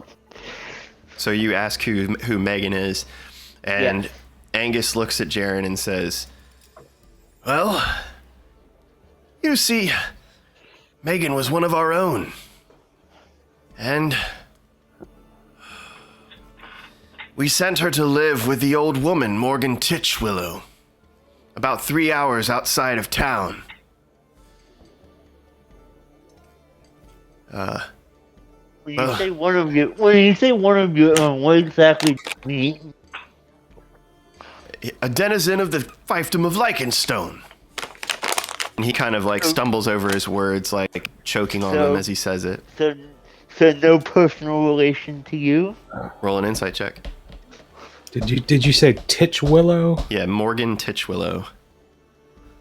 So there's an old woman that lives outside of town named Morgan Titchwillow. She lives about 3 hours away. 14. All right. So with your 14, you're not quite certain whether or not there's more to it or if there's any relation between him and this woman. And he just explains that he starts to tell you this story. And he says, many years ago, we had harassed the old woman, Morgan, trying to get her to leave her land. You know, the king, when he wants something, he gets it. We had been facing this terrible farming year. None of the crops would grow. They were all blackened, burned from the ground before they sprouted. We tried everything. The only good soil left in the kingdom was that little patch of land Morgan lived on. But the old lady refused to give it up. We tried everything. The king had me send some men down to scare her off, but she wouldn't cave. We thought we had seen the last of her the last time we went there to shake her down. We even brought her money, a lot of it. 1,000 pieces of gold from the king's cash. And she refused. She disappeared in a swirl and vanished. A couple weeks went... Go ahead. That didn't seem strange to you. Well, we all sort of suspected her to be, you know, one of those strange old crones they rumor about in the mountains. A witch? I don't know if you'd call her a witch. Crone, I think they're different. Maybe not. And he scratches his head. He's not quite sure if crone and witch are interrelated or even what information he knows about witches. Continue, please. So he goes on further and he says, he said, well, there was a war brewing between the two kingdoms, and Lycanstone and Tall Hill were prepping, and they needed all they could get. Food, supplies, timber, land. Suffice it to say, she still wouldn't give things up. Well, a couple weeks went by after her visit, and she came back and made an appearance in the middle of town. She demanded to speak with me. She declared before me and the 100 or so other denizens of the fiefdom that she would fix the problem with our crops, but she demanded that we send a young woman to live with her and care for her, and to never bother her again. We finally caved. We decided to send Megan. And so she just continues to explain how Megan Fair agreed to go live with the old woman, Morgan Titchwillow, in her home 3 hours away outside of the town of Lycanstone, south of here. And he says that as soon as Megan left the town, the woman, Morgan Titchwillow, did a ritual basically on the crops, and she fixed the issue, and all of a sudden everything went back to normal. What was her last name? Megan Fair. Okay, can you now fast forward to Megan being dead? Megan ain't dead. Well, you say that out loud? Yeah. So when you say that out loud, the mayor's wife grabs her mouth and kind of goes, like, tries to keep a word in before saying it. I was trying to get the mayor to tell us the whole story, even if he lied before we accused him of lying. So, the mayor basically moves in his chair uncomfortably a little bit, and he says, well, you see, that's the thing. There was an accident, and I don't think it was an accident. She fell, and she hit her head. Where did she fall and hit her head? And he explains, he says, in the church courtyard, right underneath the old oak tree. And what was going on before that happened? Oh, I have no idea. They found her there laying with her head busted open on a boulder, like a rock sticking out of the ground. And she was dead. Yes. And we buried her properly, had a funeral properly, and she has a gravestone properly. And when he says those words that way, Why does he say it like that? Like, that's weird. Like, why does he keep saying properly? Are you asking him out loud? Yeah. I don't need to roll for it. No. When you say that to him out loud, he kind of grumbles and he says, well, because people get this impression that bodies go walking around in lichen stone or go missing heads, and that's not what happened to her, damn it! And he smacks his hands on his desk and kind of stands up. So he continues to tell you the story. He says, well, I've already told you how she died. Sorta. And then he said, and then he said, let him finish the story, please. And then he says, and everything was fine from there. He said, it wasn't really a problem until the old woman came looking for her. We forgot to tell Morgan she was dead. We forgot to tell Morgan she was dead. That seems like a major oversight. Well, I mean, the old woman, she would be, I don't know, there and gone and there and gone, and we were told not to bother her ever again. What about her assault by the villagers? 2 men, I believe. So when you say that out loud, he leans back in his chair and he says, a woman assaulted by villagers? Yes. Do you know what goes on in your town? You hung two people over it. And he says, oh, I'm not sure. All I know about is Megan. And her death, tragic as it was, and that weird priest digging her up and disturbing her grave. And the old woman Morgan's wrath, finding out that she had been desecrated. Okay, what order were those last 2 events in? Did the old lady that you harassed about your own crop failures get mad first, or did she get dug up by the creepy priest first? So the old woman, that happened many, many, many years ago. Okay. So essentially the crop situation was just the first occurrence of something happening in the town. I was just using that to describe her. My question was she mad first, or did Megan, whose death wasn't a problem until the old lady found out about it, did she get dug up first? Which one of those things happened? Oh, okay. Yeah, so she was dug up, and the curse was put on the town after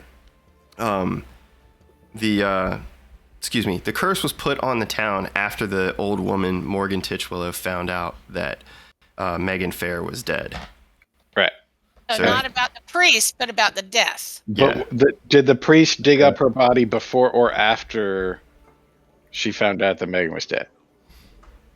The priest would have dug up the body after the fact. Okay. So, order of events. But the issue didn't happen. This current issue didn't start until that happened. Yeah, until digging up the body itself. According to the mayor's story. Out of character, may I ask a question? Absolutely. Who was the woman that was supposedly assaulted in the village at night? So out of game, that is Megan Fair's daughter. Megan Fair's daughter. Yes. Oh. Which y'all haven't found out about in game because the mayor hasn't revealed any of that to you, and no one in the town has shared that. I have. Get to that. I spoke to people about it. Oh, you spoke to people about the assault. Yeah, that's right. Yes. Yeah. Well, so basically now, Avvina, as the mayor's describing these events, you're connecting the fact that there was another woman who was killed, a young woman that basically matches this description, and she was assaulted and allegedly killed by men in the town. And the mayor's That's why I was confused. Yeah, the mayor's not fessing up to any of that. He's playing completely dumb and just saying, "Oh, the only one we know about that died was Megan Fair, and she hit her head on a rock and was buried in the church cemetery." Yes, well, someone is lying, or at least not telling me the whole truth. Because if Megan Fair was not the one that was assaulted by the villagers, then who was? Because I heard a very interesting story about a woman who was assaulted by 2 men at night. It matches Something Megan happened to the Fair's 2 men the description. next day, right? Weren't they struck dead in the town square? Yes. Yes. So, It seems like something Deservingly you'd remember. so as you say that in the presence of the mayor and his wife, and Happy backs you up, the mayor continues to flinch, and I start to make my eyes glow a deep orange. as your eyes emblazon, the mayor's wife gets a new resolve, and he says, "Ah, damn you, Angus, and your secrets! You're bringing us all to hell!" And she smacks the wall beside her, and she says, "Of course a young woman was assaulted!" And she explains, and the 2 men responsible, well, we found them in the middle of the town, dead. Their eyes popped out of their heads, and their tongue pulled down from their mouths. And no one knows who did that specifically. Roll an insight check. I will do so. So I'm going to cut back real quick. Harvey, you... Nice. Okay, Avvina, with your insight, I'll give it to you real quick. Your insight on the mayor's wife, Petunia's story, is that she's telling the truth. The town really has no idea who was responsible for the death of the young woman you now speak of, and why these 2 men mysteriously showed up, murdered in their, completely brutal condition in the middle of the town. Another question. Uh-huh. Did this happen after Megan's body was disturbed? Much time after. Okay. Like, then that is... So Megan's body was Feels disturbed like it. about 6 months ago, Yes. and that was when it all started. Yeah. And one woman was assaulted after that. Yeah. Shortly thereafter, the body's disturbance. So Okay. Hey, I hey, have an guy. idea. Oh, okay, good. Not one that I'll share currently, but Oh. I'm starting to think that someone's spirit is quite angry that that happened. So I'm just throwing it out there, guys. Are we sure that we even want to lift the curse in this town?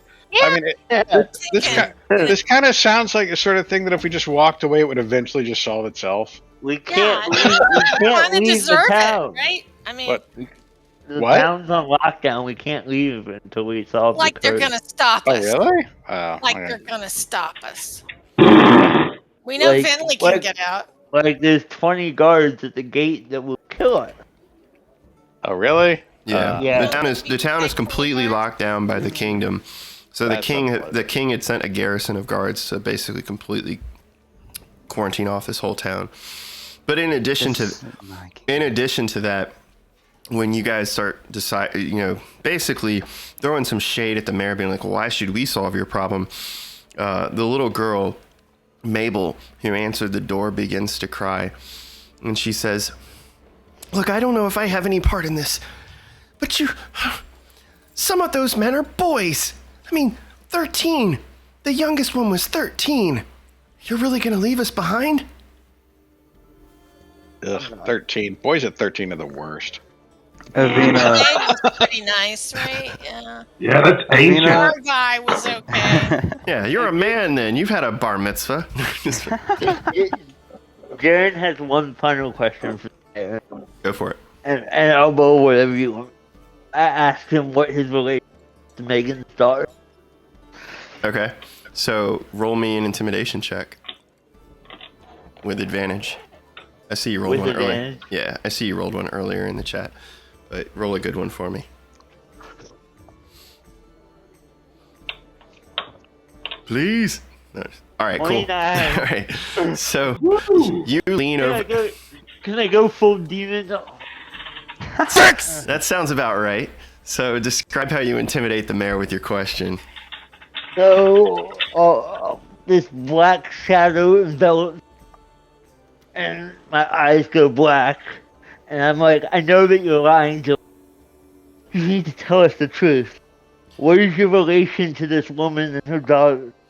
And he shrinks back in his chair and just completely terrified by your presence. And as you ask the question, everyone around you hears your voice change, and it's like your tone grows deeper and more sinister and has an echoey hiss after each word. And the mayor says, I didn't know she had a daughter. Oh, I loved Megan. And when he says that, the wife just like scoffs, like, ah. And he didn't quite answer your question, so he just says he didn't know. Is the daughter yours? And he says, no, as he burns eyes at his wife, insisting that this young woman who was killed is not his offspring. I think you're still lying to me. What about it being his daughter? Yeah. No, he's not lying to you. You're not lying. Mm-mm. Okay. It is not his daughter. Did he try to have a relationship with the daughter too? Did you say that out loud? That's creepy as hell. Really good. So when you say that out, Put her little foot. when Happy says that out loud, he has a moment of clarity, and you see his eyes just go to an almost blank stare, like he's traveling back down memory lane. And he starts to tell you the rest of the story, and he says,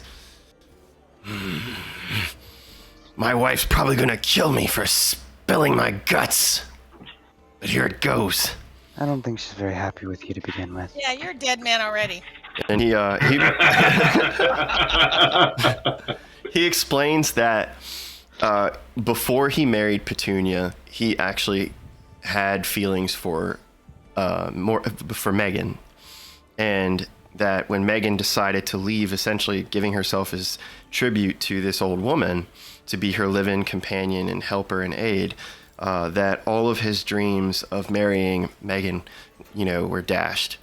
And he explains how, about 8 years had passed, and he had heard rumor that Megan had a daughter, but he sort of dashed it because he had never seen the girl.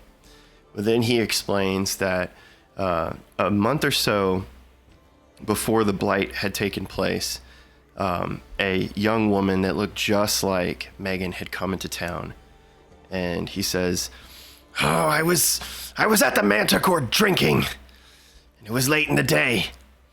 And as the market stalls were closing up, I walked out into the town square to head back to my hall, and I saw her packing up her cart. And he, looks to the left like he's daydreaming, and he describes the woman at, how beautiful she was, and her, corn silk blonde hair. And if, even though she had mud and dirt on her hands and stains on her clothes, she was, shining and beautiful. And he says that in his drunken stupor, he attempted to make advances at her, and he called her by her mother's name. Remembering his fondness for Megan and his flirtatiousness, he has this moment of weakness and saunters up to her drunkenly and basically tries to hit on her. And then he explains how the young woman recoiled, smacked his hand, and ran away, pulling the cart behind her.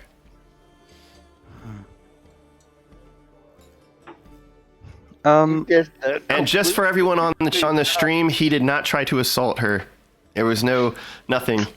There was no physical assault by the mayor. He just used a really bad pickup line. Yeah. Avvina's going to. Sorry. Go ahead. Is Mabel still crying? Mabel would have kind of stopped, sobbing as much, but she still has tears on her face. Avvina will kneel down since she's next to her. And sort of her gaze will soften so it's not smoldering anymore. The flame from your eyes dissipates back to a unique set of green pupils. I apologize. It's okay. I do wish to help. But we're just trying to get as much information as possible. When you say that to her, she reaches down into her waist pocket and she says, I don't know if this means anything, but it may be helpful to you. And she leans in close and motions for you to come down so she can whisper to you. She will kneel down. And she hands you discreetly a little piece of parchment that she scribbled on and folded up. And she says, my brother Dipper and I, we followed a strange set of footprints down into the manhole at the center of town. Yeah. And we climbed a ladder for the manhole and went down the corridor and ended up inside the cistern, the locked building where the pump house is. We'd go in there sometimes to sword fight. It's a great echo chamber, she says. But in addition to these strange footprints, this time we saw this. And the piece of paper she hands to you has something that she took like a piece of charcoal or crayon, presumably, and scrubbed against the wall, to make the image appear on the piece of paper. And the scrubbing has some strange letters on it in a language that you would understand. They're actually written in Infernal. And the letters on the paper say MK1993. And then underneath of those letters, the word acclaim. And then below that, in quotations, you see written in Infernal, underlined vigorously, as though it was scratched into the wall by whoever made this marking down in the cistern. And it says, the blood code. Okay.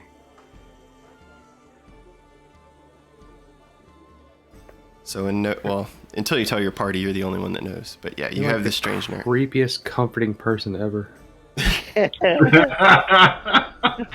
She's Lady Death. Avvina will take the note Mabel seems fine and with fold it. it back up. And then she will put her hand on the girl's shoulder. Thank you. You're welcome, miss. And if you need help getting into the cistern, let me know. Dipper stole the little hook thing that lifts the manhole cover. I'm sure we will need that soon. Harvey speaks up for a second. The cistern, is it connected to the stormwater system for the town? When it rains? And she says, yeah, all the water, rainwater and sewage flows down that main drain and into the pump house. Okay. That's all.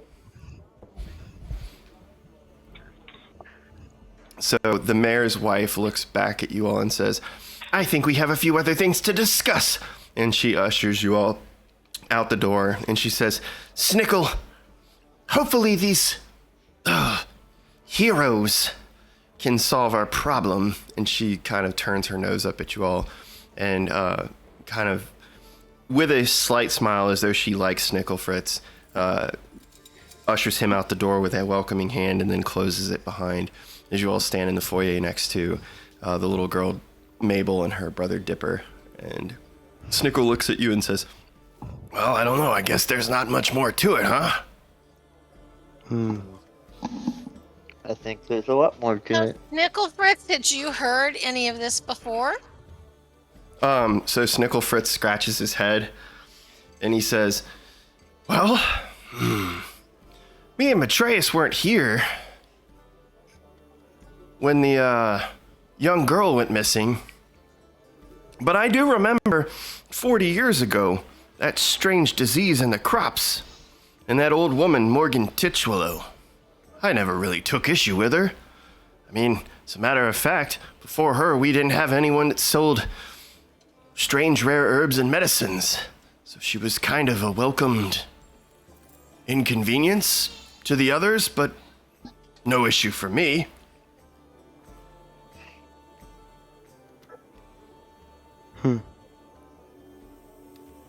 Yeah, so some of this is news to him. He hasn't connected all the dots himself. Given Harvey and Jaron Jaron's last encounter with the Cistern, I think were these footprints small and Purple. gross? When you guys say gross and purple, the little girl leans around and looks at you, Mel, and says, yeah, as a matter of fact, they were purple. They kind of looked like horse poop. And you know what's even weirder?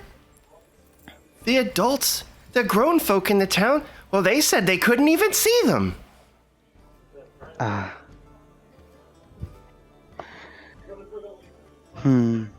Do we want to see if Mabel can see Uni? Oh, yes. I was about to ask that, actually. Uni who? We have a unicorn with us. Where? Really? Where? Do I hear any of this going on? I probably don't hear this, do I? Oh, you're at the edge of the stairs. Yeah, I mean, everybody's in the foyer. You've just kind of been hanging back with Harvey and Uni. But yeah, you would hear the general conversation taking place. I'll kind of get Uni to... Where's the little girl? Right here. Okay, I'll get Uni to go walk over there.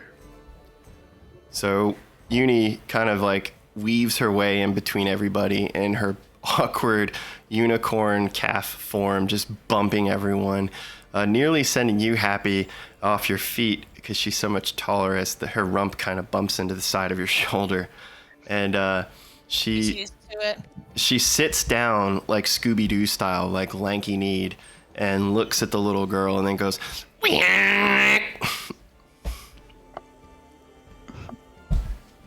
Unicorns are such majestic creatures. She's got an awkward little honk for now. It's not quite a neigh. It's a baby. So the little girl's very coordinated and just loud. So the Bill had an awkward stage too. the little girl looks at Uni and she just like can't contain her excitement, and she goes to give Uni a hug around the neck. And when she does, you notice that the mane on Uni, which is currently like a pastel orange, actually starts to change all sorts of rainbow sherbet-like colors. Ooh. And You actually see Avvina smiling. Interesting. So let's move this game forward a little bit because I don't want to tie you guys up. You guys going to the Cistern? Yeah, I believe so. Wait a second. Go It's ahead. raining. It's pouring, right? The old man And snoring. Harvey just made sure that all of the stormwater is going to go down to the cistern. He already almost drowned there. Does anybody think maybe this isn't the right time to go there? We're going to the Cistern. I want to go. It sounds like the perfect time to go, really. All right, guys.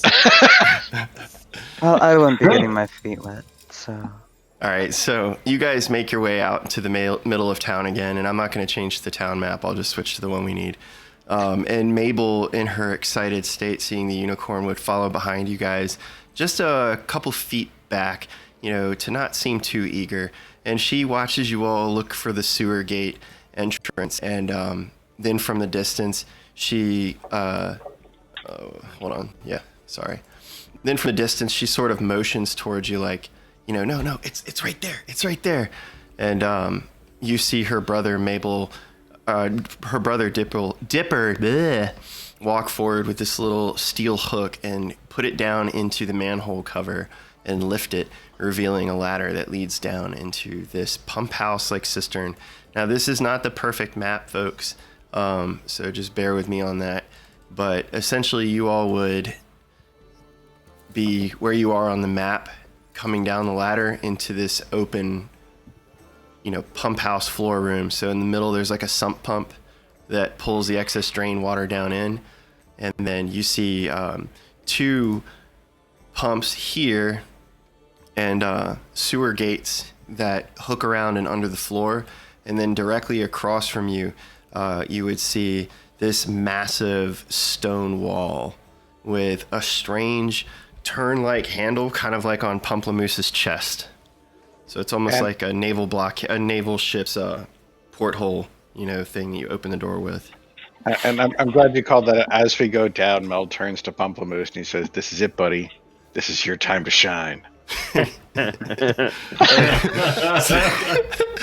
So as Pump gets to the bottom of the ladder, he steps down onto the concrete, and you see him pull out of seemingly nowhere, thin air actually, a pair of scuba diving flippers, and he puts them over his little brown Mickey boots, and he steps into the water, which is above him by height. So he's so little that even this little bit of retention water down in the main floor would cover him up.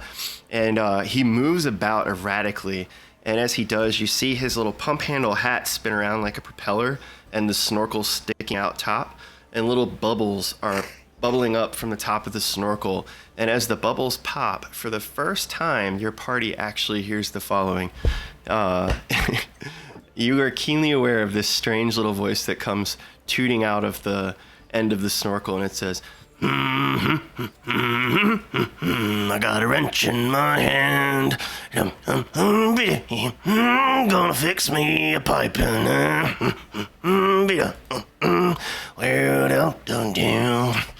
and he's like actually vocalizing words and singing a little song to himself as he investigates the room. He comes back and he pops up out of the water, and he's kicking his little feet like an outboard motor on a motorboat and floating his pump-like body above the water.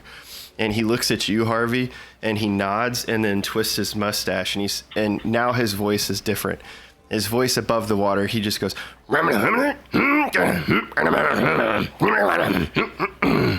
and he's like pantomiming directions to you as he points out different things around the pump house cistern.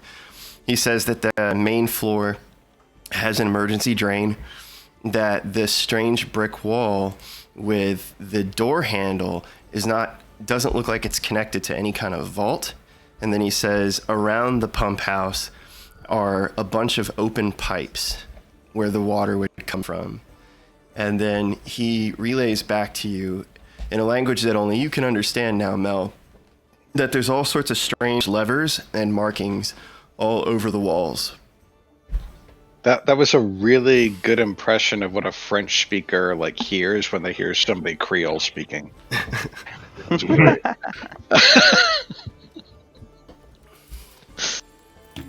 So you guys stand in the cistern.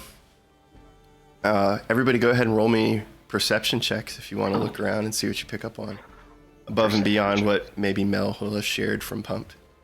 Perception checks are my favorite. 26. That's my favorite too. Nice. Can I do investigation instead? I got a 0. Well, perception is to see what you see. Investigation is to look at something you've already seen and spotted. So you would need to perceive first and then investigate what you've perceived. So I got a 4. I got a 21 perception. Gotcha. Just looking at everybody's as they roll in here real quick. Nice. Nice. One. All right, so one. Everyone who rolled above a 15 on perception, you all survey the room, and you see pipes sticking out of the walls, you see various handles and cranks, and then you see the center doorway with the turnstile wrought iron crank. For those of you that rolled above a 20 with your perception, you notice that the levers are flipped up and down in different directions. And then on the wall where the turn handle crank is, there's one of those old bronze plaques like they put on the sewer where it gives you like the date and time, or the date or the year that they would have erected that sewer or put that manhole down. And so that big bronze plaque is like riveted to the wall just above where the turn handle crank is. What about those of us who rolled below a 1? You're just aghast seeing the fact that Pamplemousse can somehow speak aquatically. I'm still adjusting to the accent. Yeah, I rolled a nat 1, so yeah, I'm about the same. You're making sure that Uni's not scared of the water. Can we read what's on the plaque? So, What about above a someone 30? wants to move forward to the plaque? Oh god, which way is the plaque? Holy crap! The Wait, plaque is over here. This roll spanned all the way from a 0 to a 31. I think that Yes. Yeah, I think it's pretty ridiculous. That merits some sort of celebration. So Jaron, you move over to the plaque. I'm scared because Jaron has PTSD from the last time he was. What do you remember? What do you remember from last time? Do you want to share with your friends? It's a trap, and then we start drowning, and you have to lever in the right order. Yeah, it's like a puzzle, Yeah, it's a puzzle. but not like a real puzzle, a freaky puzzle. And we all came down, right? Nobody's left up there to pull anybody up. We all came down, right? We all came down. Nope, y'all are all in the cistern. Okay, so what does the plaque say? Harvey and I...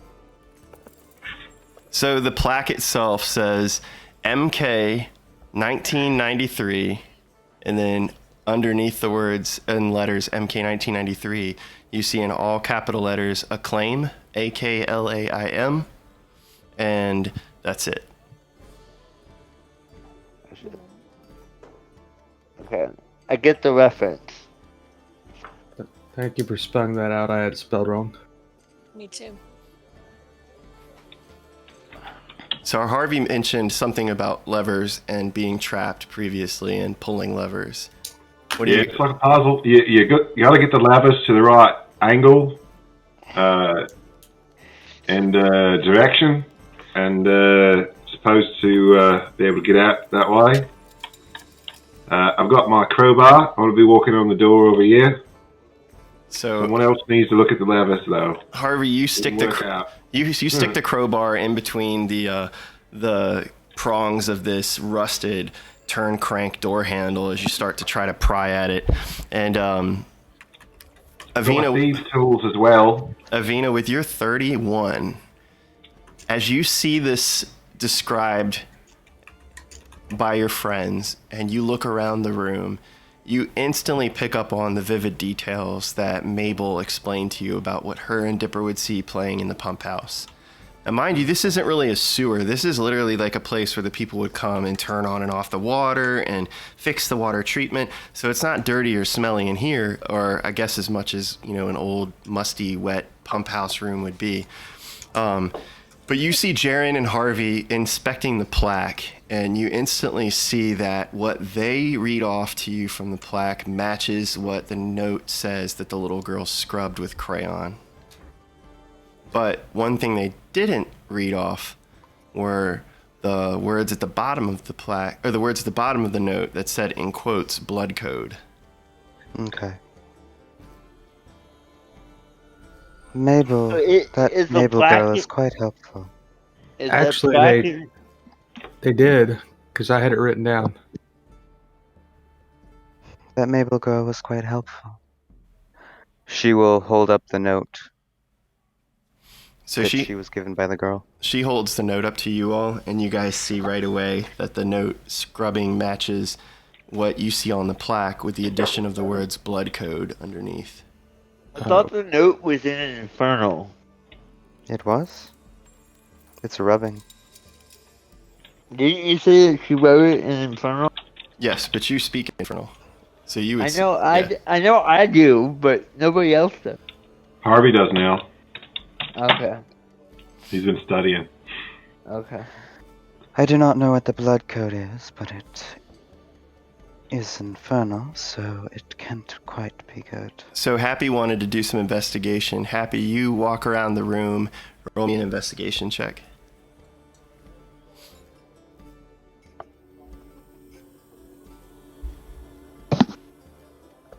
we allowed to Google the answer? You can use skills, abilities, and dice rolls to find the answer.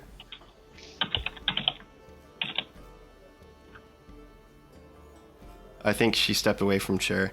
So I'm just going to go off her previous for her investigation. So with her 21, Happy looks around the room and she starts taking notes in her book as Bob follows around and starts making remarks. And Bob says, all these strange letters. And then he says, but what about this? And points to a smear on the wall that looks like a handprint in purplish black, just like the mud that's crusted on places you've seen the boggle leave behind. I'm sorry, where's the handprint? It's just on one of the walls over here. Okay. Anywhere near the plaque? Nope. Okay. I was right. So there's a lever over here, and the lever is next to Happy and Bob. And Bob floats by the wall and points out a strange handprint again. Well, I think Mel's just happy that whoever their city planner was had a sense of humor when he was making this place. Yeah, so are there any letters on the lever? So where you all stand, you don't see any levers, you and Harvey. Around the room, there are various levers. And letters? Next to the levers, do you see any letters? Yes, that's what I'm asking. No, okay, sorry. So, with your perception, you don't see any of the letters that you're looking for, but you do see more handprints with purple and black smeared on the wall. Can I go over to the handprint and do another... Well, my investigation is crap. Is it now? Yeah. I don't have a whole... Harvey would like to. Does this have to do with fey creatures? The handprint stuff. Yes. All right, so that would be Harvey's going to follow Jaron along and just kind of take a look. And I cast Detect Evil and Good. You cast Detect Evil? And yeah. So you don't... when you cast Detect Evil, you get an overwhelming presence of evil that leaches into your skin. It's actually a distasteful feeling, and you hear in your mind, "Ugh, foul creatures! Ugh." You got anything for me, Grazit? Grazit says, all you had to do was ask, but it will cost you. Yeah, I know. Come on. So we'll talk about that outside of game, Jaron. You sound eager to pay. So I've already sold my soul. Like, I'm good. as you ask for Grazit's aid, he says, "Close your eyes." Okay. Wait, that easy? I'm surprised you trusted me. We do share a body. And when you close your eyes, he says, "No, this is where it's great. Open them. It's a surprise." I open my eyes. When you open your eyes and you look around the room, you see where the purple handprints are letters, and they are written in Infernal. Of course they are. Okay.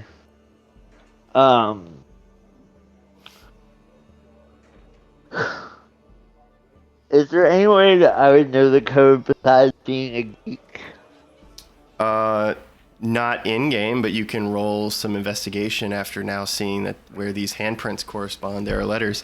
And let me circle back to Happy, too. Happy, I moved you over to the wall with Bob and used your perception to count as investigation and explained to the party that Bob pointed out that there were boggle handprints on the wall, and they were next to a series of levers.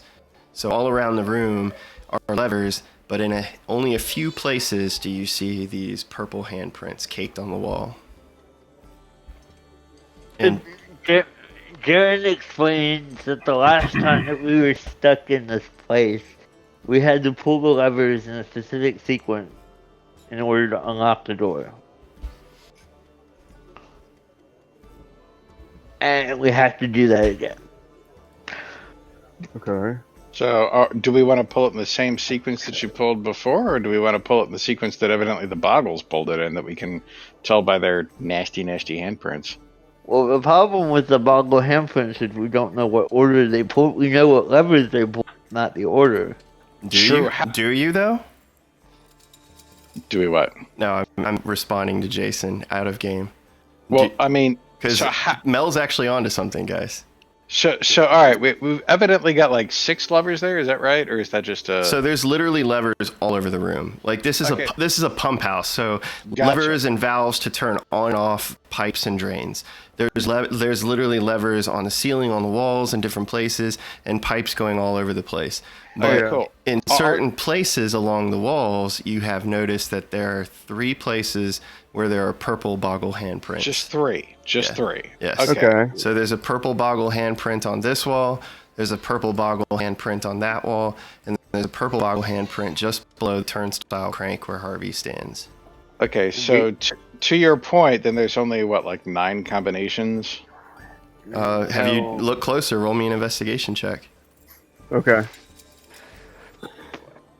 Can I say something out of the game? Yep. There's no way that we would know this code. Yes, there is. You didn't talk to the right people.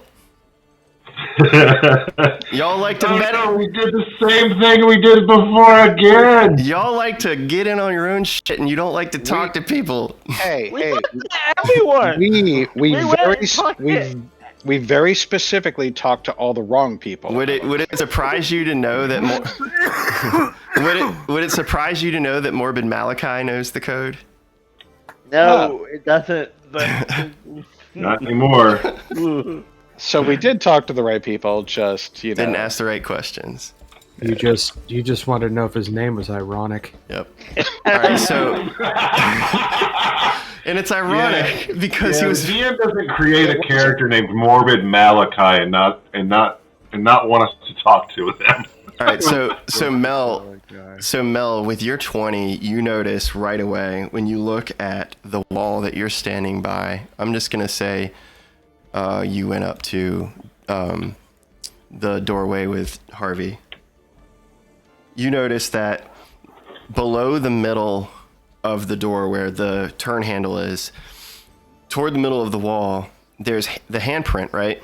But it actually looks like 3 handprints that are smacked kind of haphazardly over one another. Yep. And caked on. So what do I see at my corner? Because I'm looking at him.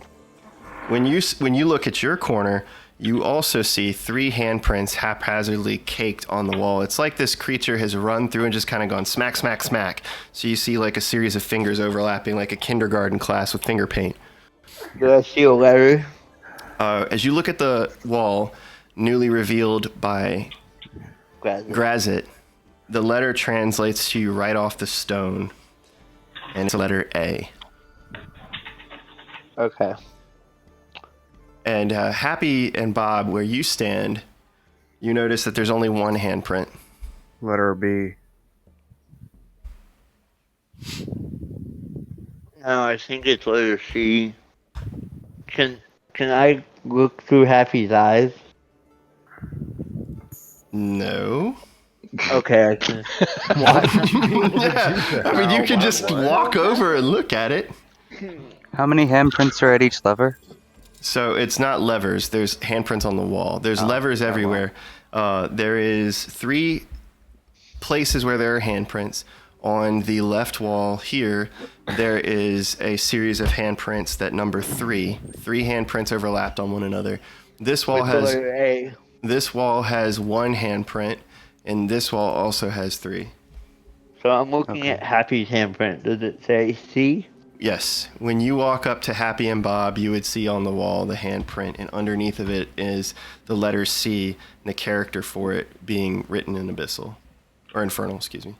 Where's the third marking? And then I'm gonna go over here, the letter B. Yes, there's a B. Okay. How many handprints are here? 3. Okay. Who wants to pull the levers? There's no levers pull to a be lever. pulled. You pull a lever? Well, who wants to tap the stuff? Whatever. Has anyone told me what's going on, or am I just watching all this? I mean, you're at this point just kind of watching your friends aimlessly look around this cistern pump house room and inspect the walls, but you have overheard everything. For the sake of time, can we say that at this point we sort of powwow and convey everything that everybody's observed to one another? Yep. Yeah.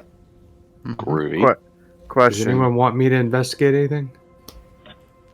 Does anybody have the spell? Yeah, go for it, Venlee. Like water breathing? I did at one point. I wonder if I still have it. So, Venlee, go ahead and roll your investigation for me. It should be good. One can Probably hope. not going to be, though. Oh, Jesus, come on. Should be really good, but it might not be. Just realized I hadn't unmuted myself, and that's why you didn't answer. Oh me. my gosh, I'm so sorry. No, I was muted. That was why. It's Okay. a Excellent. 25. So, all right, Venlee, as you stand here in the corner with your arms crossed, one hand sort of casually scratching Uni's mane, you watch your party as they scramble around investigating the wall and these handprints. And you take a notice of Uni as she begins sticking her mouth in the water and blowing bubbles, but it looks more like she's sniffing. And as you stoop down to look at where she sniffs, you look across the floor eye level with her vantage point, and you start to see a series of purple footprints. And these purple footprints travel back and forth between where your party members stand in front of these strange spaces on the wall where these purple handprints are. And you would actually see, let's see if we can do this, guys. So you would see a trail leading here. Then you would see a trail leading here. That's awesome. Then you see a trail leading back here again. Then you see a trail leading over here. And then you see a trail leading back. And then you see a trail leading back here again. Okay, Jesus I will. Christ. I'm not taking it Walk easy over. on you guys. Y'all want to face Baba Yaga, you better figure some shit out. I'll walk over to this, and hold on. I'll make the walk just exactly like this, and just tell them how it goes. Okay. So you start tracing the path as Uni leads the way, sniffing. I'll follow him. She sniffs and snorts under the water, basically tracing the path for you like a bloodhound as she walks around and you follow behind her. Hit the wall when Venlee tells him. Is Venlee gonna tap the wall? I'm gonna hit or- every wall. I'm gonna tap every wall as I do it. Okay, you could do it. Okay, go ahead. So as you go by each of these spots, you tap the wall next to it, and when you do, you see the door illuminates with a purple aura, and the handle crank starts to burn like a molten red hot iron. I mean, I'm gonna hit all of them. Yeah, I just described to you what it did. So Oh, okay. The door illuminates a purple aura, and the handle crank starts to burn like molten iron. Well, I mean, I don't know if I want to grab that. I go, there you go, guys. Is there anything Harvey can do with his thieves' tools with this door? So Harvey, Jimmy open. Harvey, Ooh, I know what I can do. you take your crowbar, which is still I was slotted. gonna, Go ahead. I was gonna say, I was gonna say I could take my glaive and stick in the metal piece and try and get a leverage. And if anybody else has a magical weapon, they can also do the same. That way, Yeah, we like won't it- touch Hey, well, and while everybody's fiddling around with it, Mel walks up to it and does shave and a haircut and cast knock. Describe to me what knock does, or paste it in the chat for our viewers if you can. You can put it in. Okay. You can paste the spell descriptions into the game log from your character sheet. Sure. If you do it. Wow, you could have It just done wouldn't that the take place. whole time. It's kind of like, yeah, probably. I got a few things I could have done. I actually could have Probably installed a kinda new door. Just put a hole in it. Right. Well, But, for our viewers, some of you might know because it looks like Limey shouted out Mortal I Kombat. knew the answer. I just didn't know it in game. Here, I'll put it in there. I don't think I'm in the Twitch chat, right? No, I'll that put it in there. No, you can actually paste it in the game log for VTT. So, like, if you have the spell description in your Oh, own yeah, character I sheet, guess I could do that. you I can could do paste that. you can paste spell descriptions right into that from your character sheet. Yeah, so it says choose an object. It wouldn't take it. Yeah, it says choose an object you see within range. An object can be a door, a box, chest, blah blah blah. A target that has held shut by mundane lock or is stuck barred becomes unlocked, unstuck, or unbarred. The object has multiple locks, blah blah blah. The spell is suppressed for 10 minutes. So essentially, this burning, illuminated crank handle, which was initially unmoving and stiff, as Chip and Harvey wrestle with a crowbar and glaive, it begins to turn freely as the molten heat of this crank handle begins to singe the end of Harvey's crowbar and start to put a black scorch mark across the blade of Chip's glaive. And Hey, Read my the last glaive. part. My glaive is magical. Thank you very much. So is Read the door. last part of that. When you cast a spell, a loud knock audible from far away as 300 feet emits from the target object. Right. So obviously, I only did the first part of shaving a haircut. So I'm also listening to see if anybody else like does the 2 bits part. so the as you turn the crank, the wall itself begins to rearrange and the bricks peel themselves apart and the crank handle disappears before you. And you all see a long corridor, dusted and crumbled over with cobwebs underfoot. This part of the cistern and pump house clearly has been walled over and not used for, God knows how long. And let's go ahead and switch scenes, and we're going to take it to a wrap up for our next episode. So we're going to switch it up. And You're not going to say roll initiative? no, maybe. Depends on what y'all get into. We all turn to each other and scream, "Roll initiative!" When you do, no, just like Harvey's like, I'm already rolling, mate. so. PvP, man! PvP! As you all enter this, as you enter this corridor into what now smells and looks like a Can you dark. double click it, please? Fucking Yeah. huge. As you wander into this dark hallway, which now appears and smells like a sewer, Oh, that's lovely. you see Yeah. a It's a blood. lot of blood. Yeah, you see a blood trail basically smeared up from the water across the axis catwalk sidewalk area and heading up a set of small stairs. That Boggle looks like he's about to get himself. Well, y'all weren't. I should have followed that. So. Oh, yeah, it's yeah. okay. Well, I was just gonna say that Boggle looks like he's gonna have a good time in that hot tub. Fog So my He's bottle. gonna funk it up. Let's just say that. So y'all walk into the room. Everybody sees this blood trail. What are you guys doing? We're gonna go ahead and say thank you for tuning in tonight's game of. Look, I have to know what happens next. Yeah, it does seem like an excellent stopping point. Yeah, that's a Very great good stopping stopping point. All right. Well, I'll do this because I want to salt things up a little bit, give it some flavor. So, Chip, you and Harvey would have been first through the door just simply for the fact that you had turned the Wow. crank. So as you wander into the room and see the blood trail, you would walk your way up, and as you follow the beginning of the blood trail and peek your Oh, you're head, about to say I slip and fall. and peek your head above the topmost step. You see standing, and I couldn't place him because the map keeps locking it, but no, it worked. Awesome. You see standing on top of a stone pedestal a strange little purple and black creature with jaundicey yellow eyes bulging out of its face and flopping black ears with a purple, oily, slick ink trail below its feet. And he looks at you, and instantly he goes, brother? Oh, shit. And that's where we're going to leave it. Oh, no.